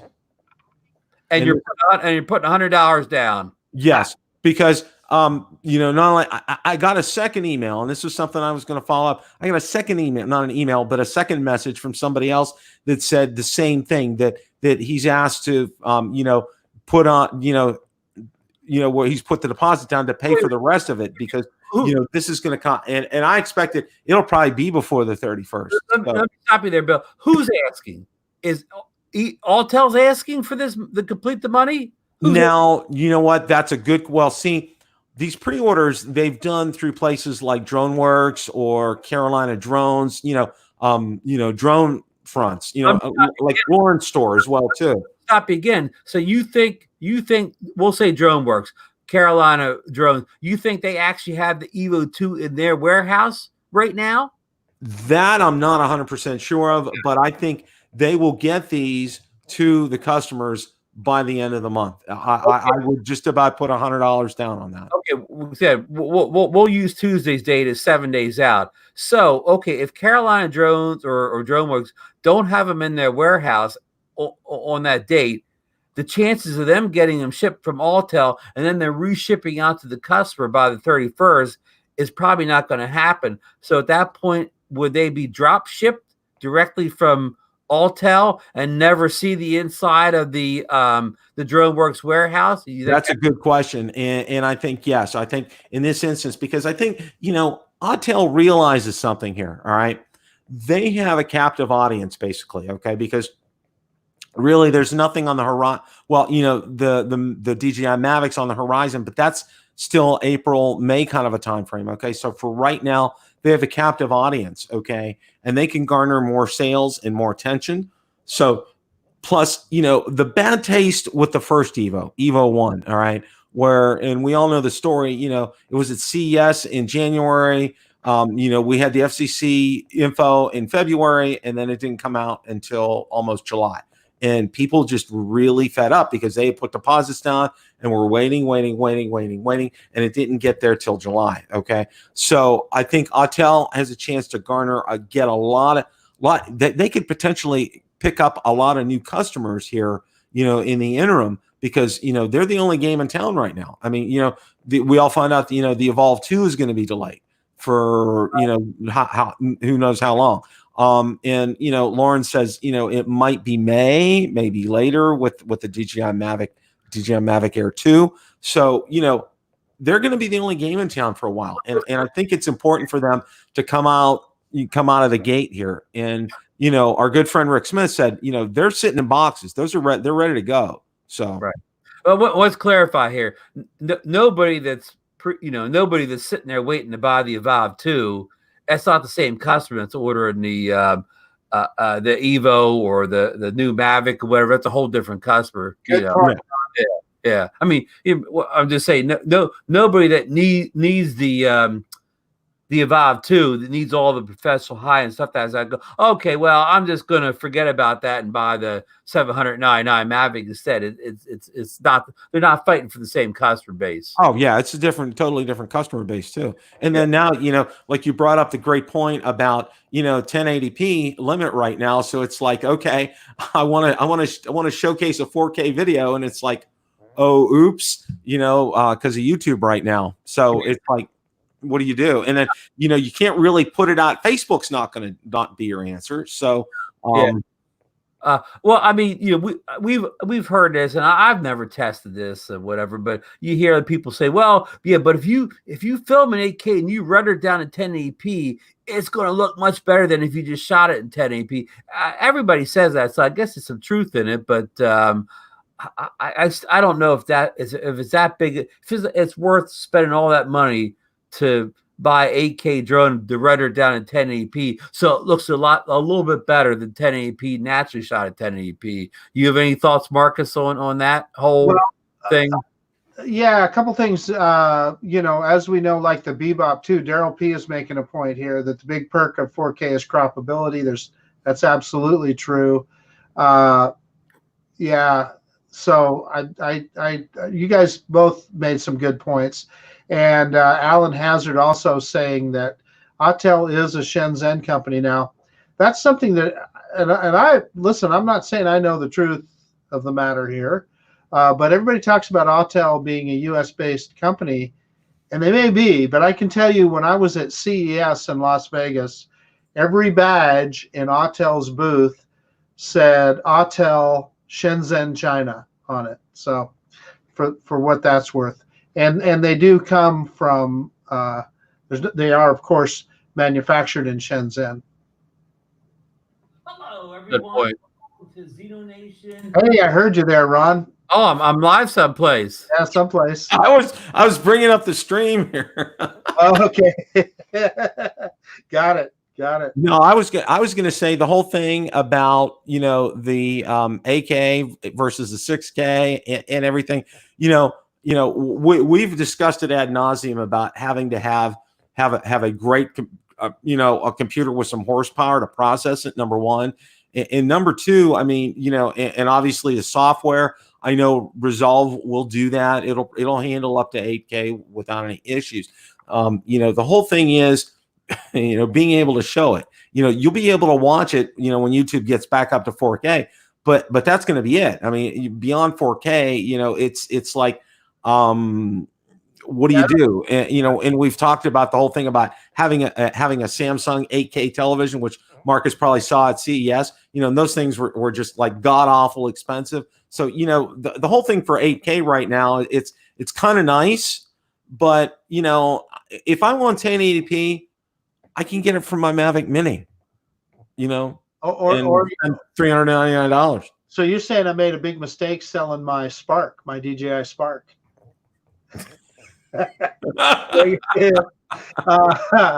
Yeah, so they did have a bunch of those 8K TVs there, and but I don't know anybody that has one, and I doubt you guys do either. I will say this: I did notice I used Magic's Movie Edit Pro to edit my videos, and I noticed on their last update, Bill, to your point, they added 8K editing into the last update. Oh wow, that's great software. So you could, and I'm quite sure. I just got a new computer. I'm quite sure it would probably handle it okay. Yeah, to your point, to show it on what screen where. But I'll go back to Bill's point about the Autel having a chance to make a mark here, and to his point about he thinks the Mavic, the generic Mavic will so well. If Autel somehow misses their timeline here, and DJI gets that Mavic out, within a couple, maybe 2-3 weeks late, if they come out about the same time, say they both hit about mid-April or whatever, Autel's going to miss a whole bunch of sales if that Mavic 2's out about the same time. And I know the Autel is going to carry better specs, but a lot of people are going to see that $799, $849, whatever the price has to be, and they're going to say, well, I can get this drone for half the price of the Autel. It's a DJI. I know that name. That's a good name. They make good drones and whatever. So I think every day Autel's late.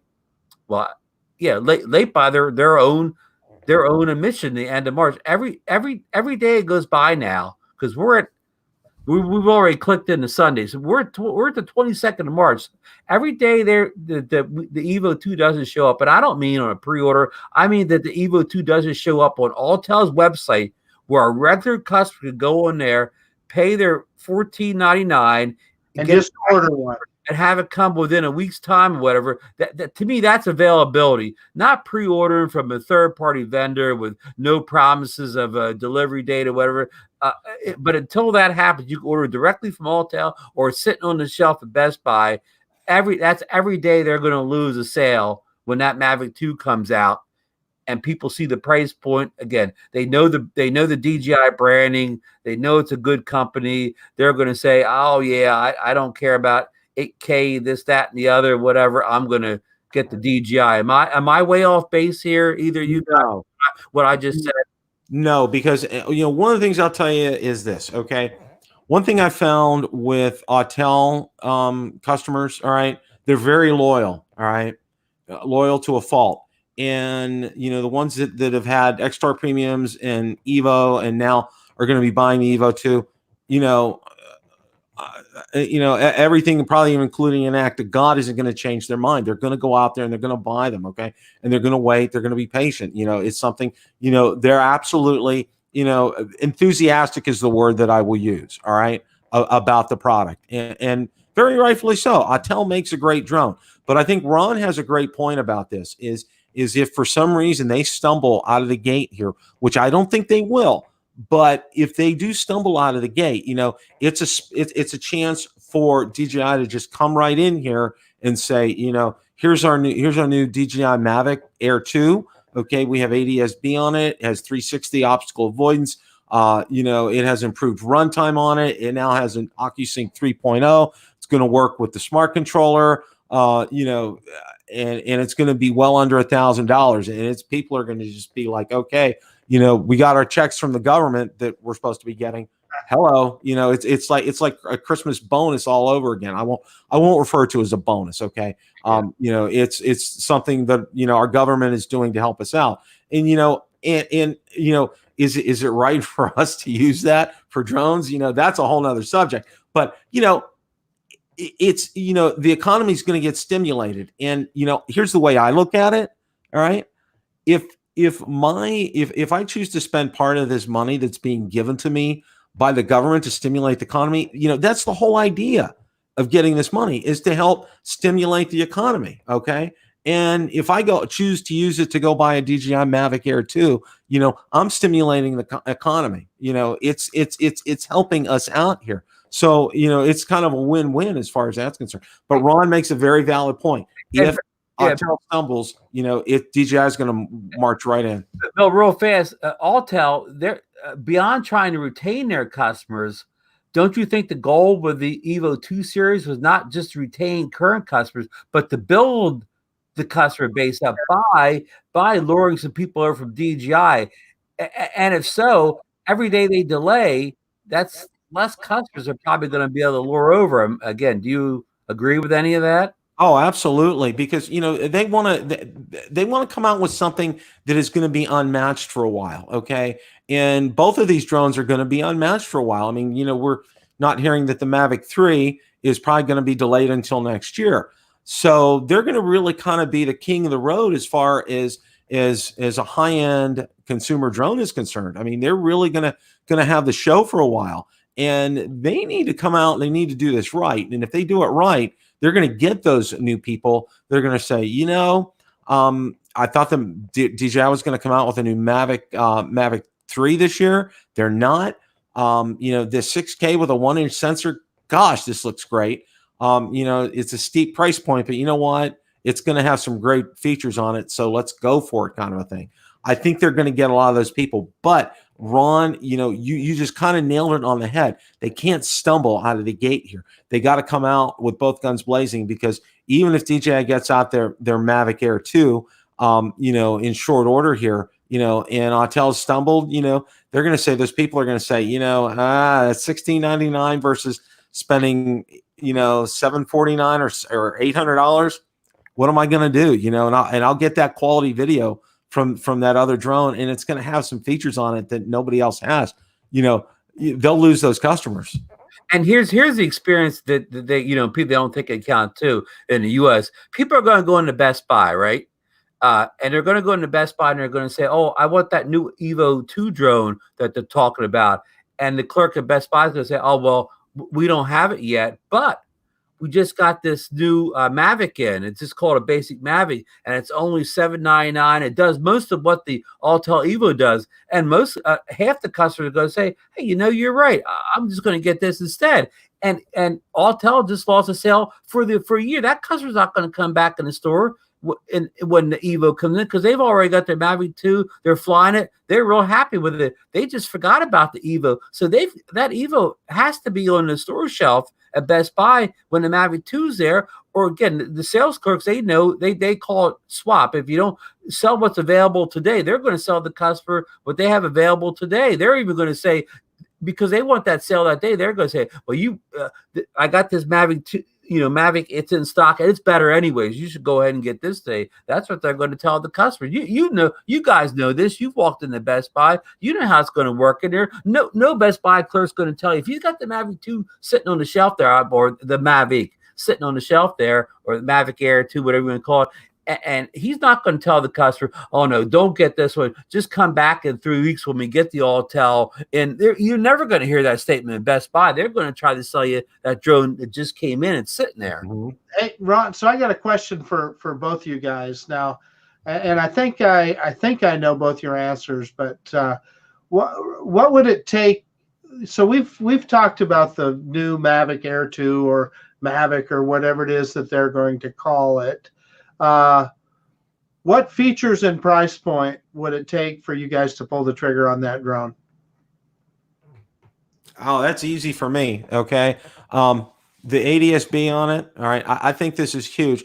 And one of the things I think you don't appreciate unless you've seen the ADS-B in action, and I saw it in action on a Matrice 200 series, and just the information that it gives you is just fantastic right there on your screen. I mean, it's a little busy at times, but I mean, you have absolutely no doubt there's an airplane in the area or one that's coming.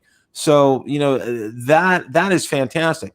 This OcuSync, having OcuSync on this, if it's like OcuSync 2 or 3, a new OcuSync, that's a game changer, okay? Because we all know how well OcuSync 2.0 has done in both the Phantom 4 Pro V2.0 and the Mavic 2 series. It's just been incredible. You know, the what you get, the quality and the range that you get with that is just outstanding.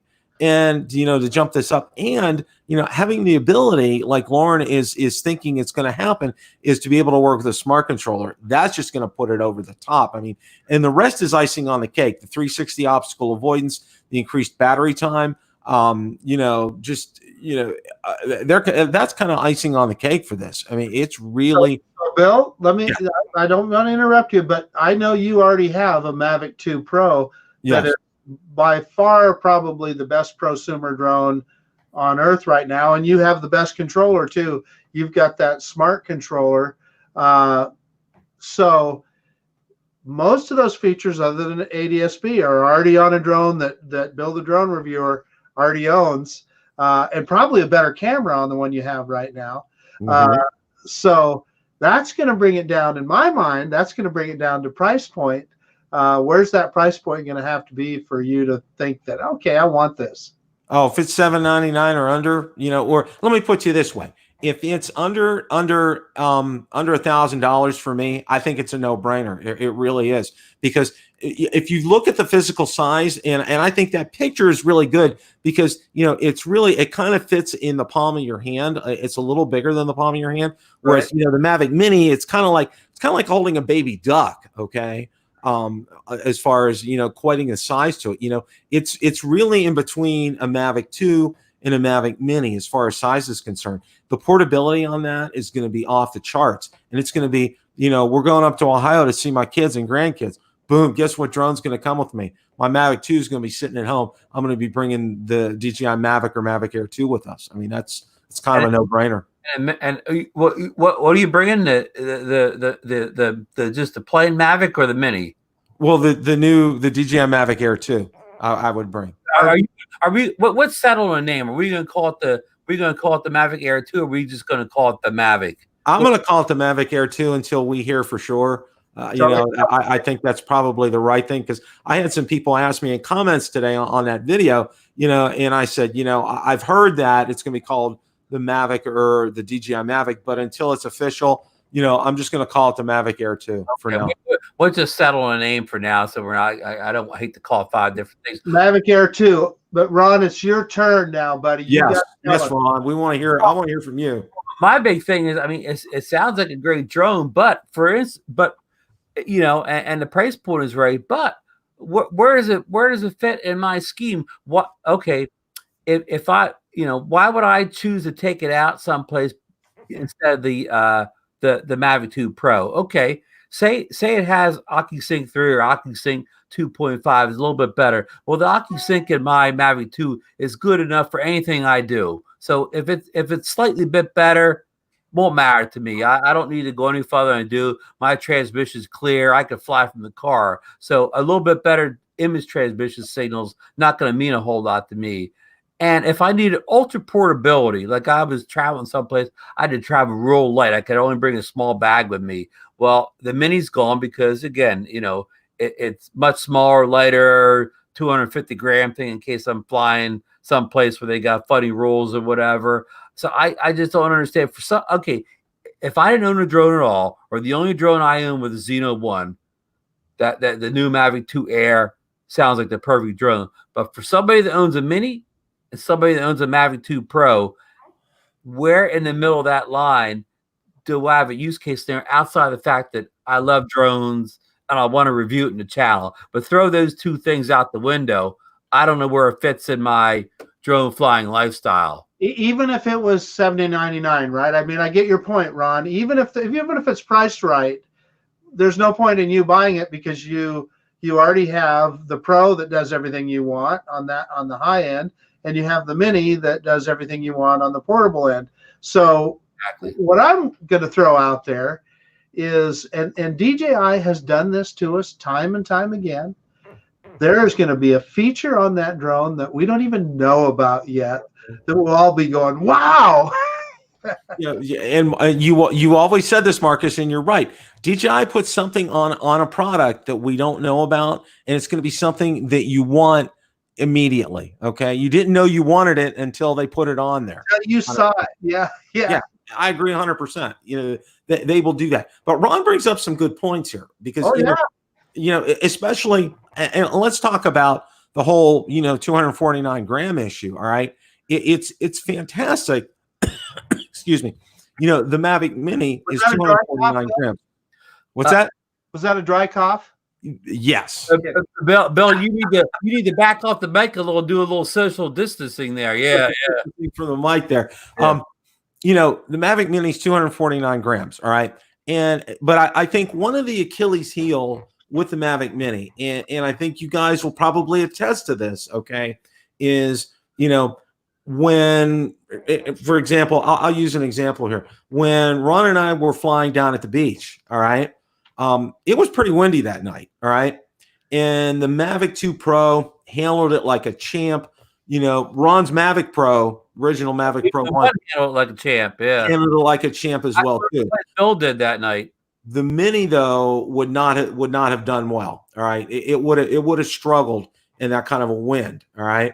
Yeah. Well, I think the Mavic Air 2 is going to be more like, it's going to lean more towards its bigger brother than little brother. I think it's going to be better in the wind. And I kind of think if there's any kind of Achilles heel with the Mini, I think it's the wind for me, because there's some times, I've gotten it up there and, and I'm getting all those warnings, and then finally, another one kicks in and says, return to home immediately kind of a thing. And it's just like, okay, it's whereas, if I had the Mavic 2 or my Phantom up, I wouldn't be getting these kind of warnings. So I think, for me, or your Hubsan Zino 2.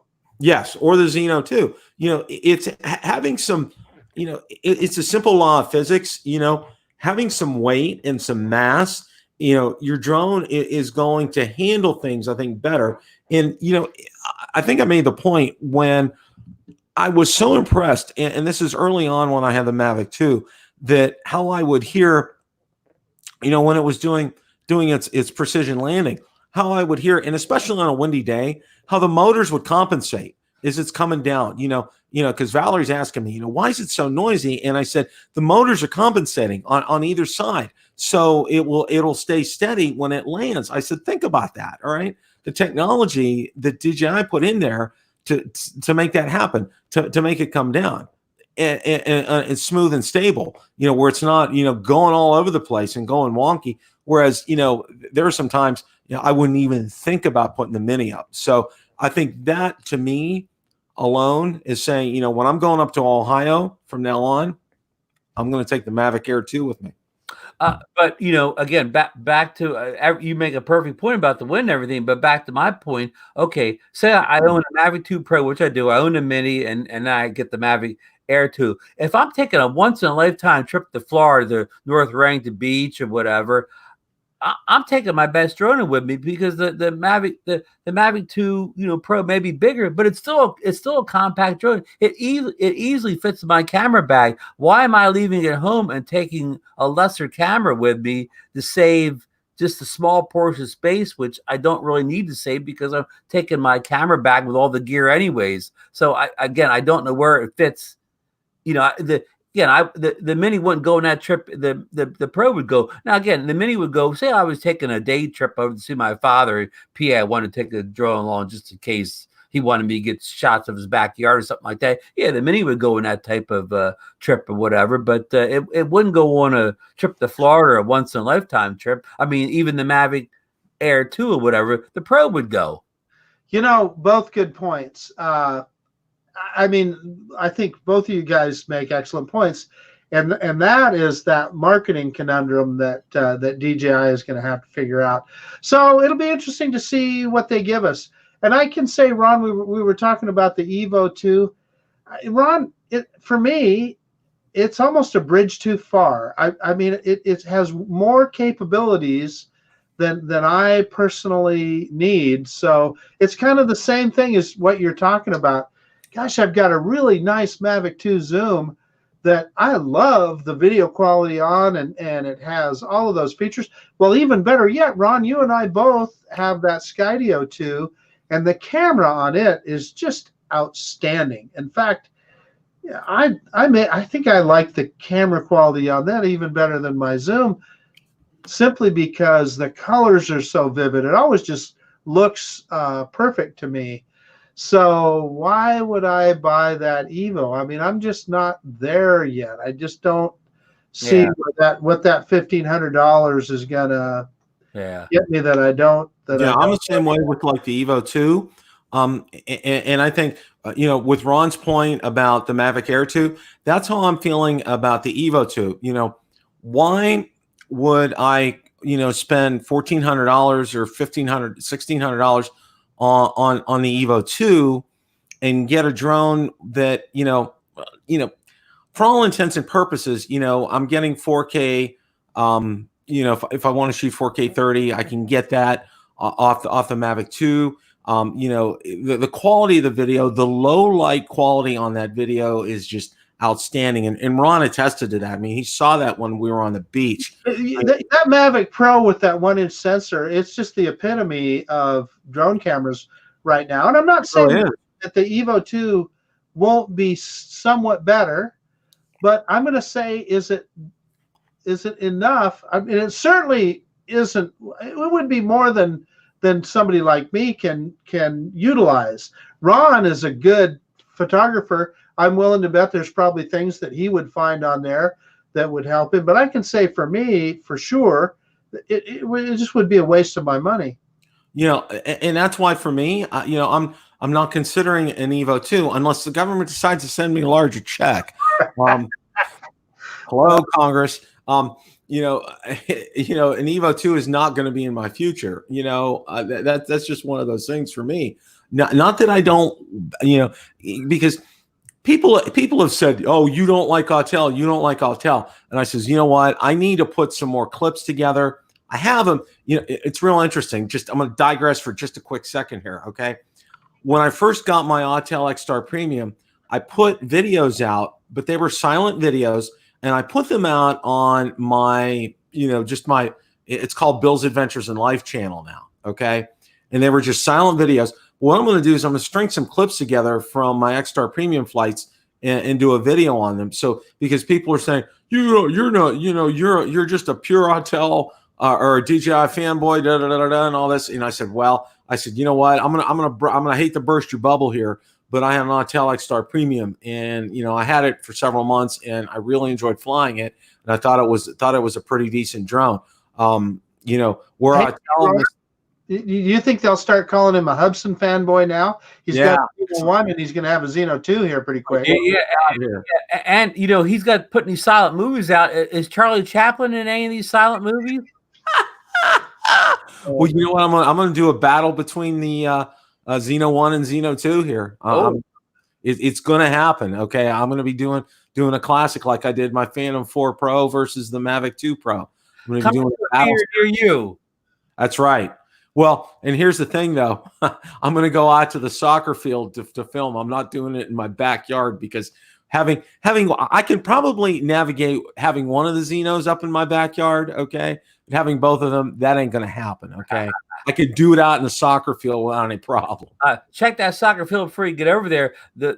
Our field down in Margate, our sports field, it's closed to the public now. I walked by there today, have it chained and police tape up or whatever. It's closed for the virus. Yeah, it may be. I mean, I'll probably go out again tomorrow. And I told my wife, I said, one of the things you probably do need to do is to make sure every couple of days you take your car out and at least start it, because you don't want that battery sitting there too long. And one of the things I found out, if you live down in Florida, and you find this out pretty quickly, batteries have a tendency to die faster down here in Florida because of the heat and humidity down here. That's just a kind of like FYI kind of a thing. Yeah. Well, Ron, we've been on for almost 2 hours. Are we going to get to our final thoughts? Yeah, let's get to our final thoughts and conclusions for the evening. We basically started the show, Bill, because we'll get you up to speed here because you'll be doing these updates in a couple days. The Zino 2, well, I'm going to kind of cut to the middle of this week. On Thursday, it got an update for the controller. That was firmware version 1.1.2. And then this morning, when I woke up to do that update, because I hadn't got around to it because we had bad weather the past couple of days. The aircraft got another firmware update today, version 1.2.0 for the craft. And I updated both this afternoon. I had an opportunity to go out tonight and do a little test flight, and it seems like the craft is hovering very well now. I did like a hover test with it against, well, it's not a comparison. I just happened to hover two aircrafts and the Skydio, and I took the Zino 2 up to about between 6 to 7 foot. And it, as far as height wise, it stood there. It stood there for a couple of minutes. I have it on the GoPro. Now the wind kind of, would blow it left to right a little bit, but it hung there almost as good as the Skydio 2 did. Now I to be totally honest, I'm not saying this is good as Skydio 2, because when it first took off, the Zino 2 is all over the place before it gets into that nice hover. But once you get it under control, you get it in the right spot, it'll hover real well. I didn't see any drop at all, even the wind. But again, on initial takeoff, it was all over the place. For the Skydio 2, initial takeoff within seconds, it's in a good hover. So that's basically where we are with these updates. And the point being that these updates, I've only owned a drone a week and a day now, and I've already done, like, let's see, the day I got, I had to do 2 updates, which is natural. Then the next day I had an update for the drone. So I've done 5 updates in 8 days of ownership. Is that pretty unprecedented, Bill? Yeah, that is. I mean, you don't hear that with a DJI drone. I mean, you may get, like you said, you expect it out of the box, but have that many that fast.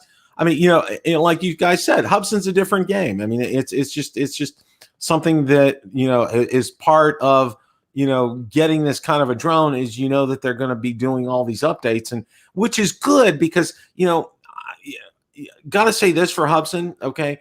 They're trying to stay on top of things, because I think they realize they can capture a part of a market here, because they kind of have a unique product. I mean, that's why I ended up getting a Zino 2, because I think it's a unique product. Now, do you think they're doing it right, putting the drone out that's kind of, I mean, it's not fully baked. It's flyable. It's not dangerous, but it's not fully baked. Or the Autel approach, which we're going to hold this thing back until it's 100% ready, because I know you said in the past Autel's been a little slow in their firmware updates. Is that true? Yeah, that's true. I mean, with the X-Star Premium, that was its Achilles heel. Their last firmware update ended up being a beta that never made, it was never fully baked. I mean, it was just out there as a beta, and they had horrible horizontal issues. Like your line was just very skewed. It was not not good. Right. So, you make a good point with this. Okay. And I think one of the things that I think that Hubson does here is they are actually, we are actually their beta testers. Okay. For lack of a better term. I know that you see a lot of videos, and a lot of videos go out, but in reality, we do end up doing beta testing for Hubson, which is okay, because look at the price point. I know the price point that you guys paid, $399. Mine's going to be $549, but still, even for what you're getting for that, I think it's great quality. And you know what? It's part, I kind of like the challenge of it. Let's be honest here. It's part of one of the things that I think helps me become a better drone pilot, and learning about the craft is doing these firmware updates in exactly what they're doing. And I think that's a good thing.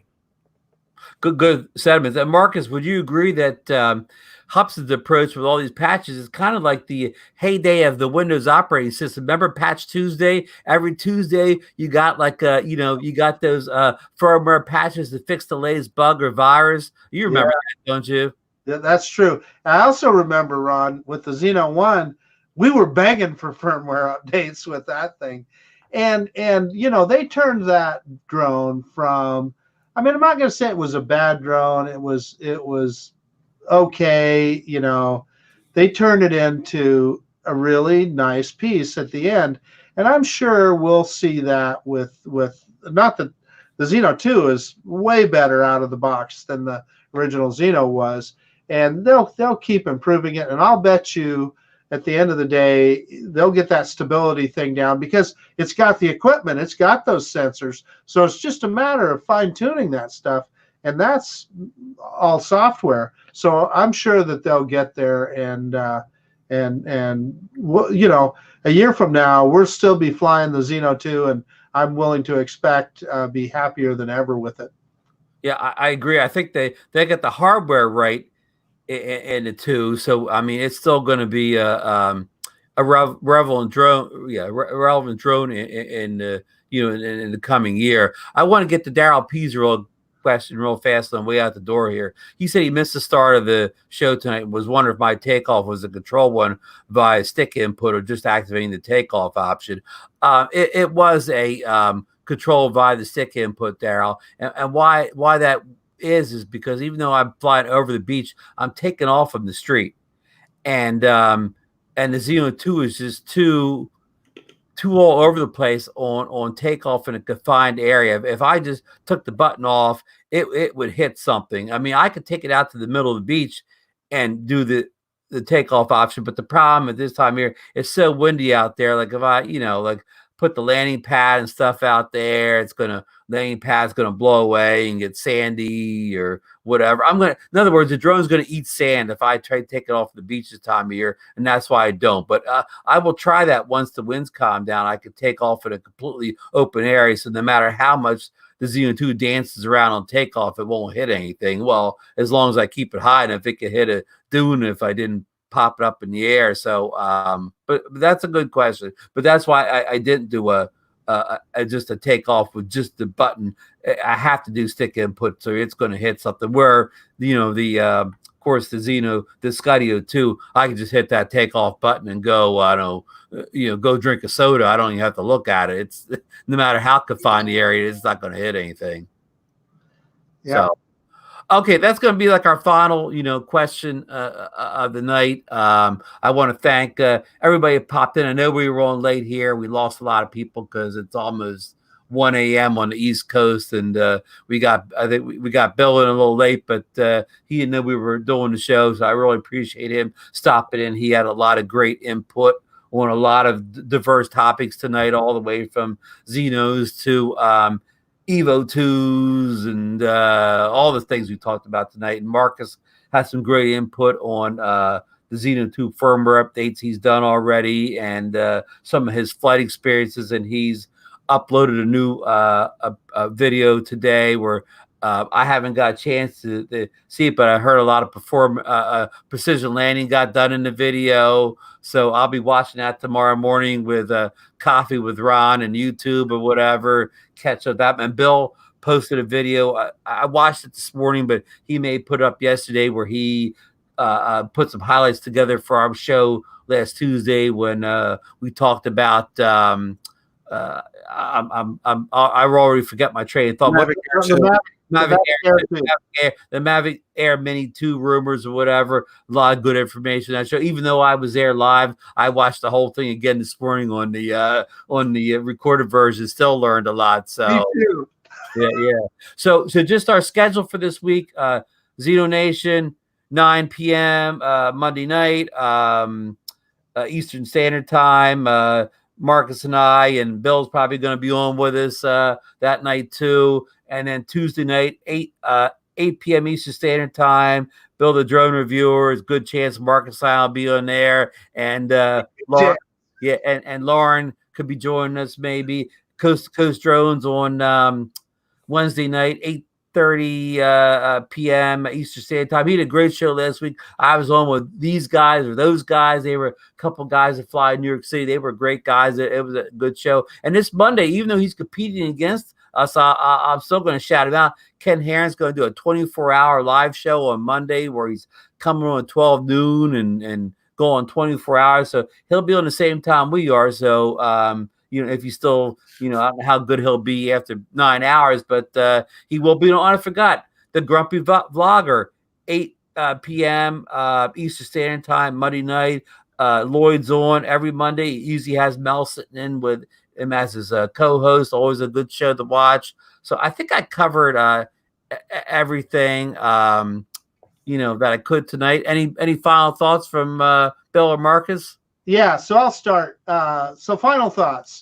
We're right in the middle of not just a national crisis, but a worldwide crisis now with this COVID-19.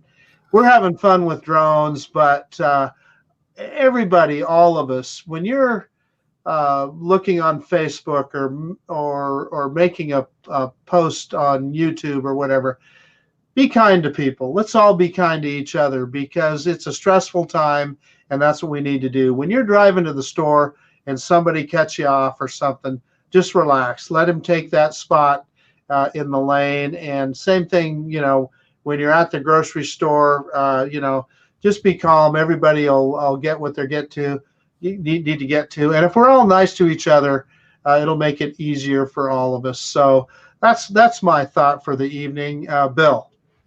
I'm gonna piggyback on top of what Marcus just said right now.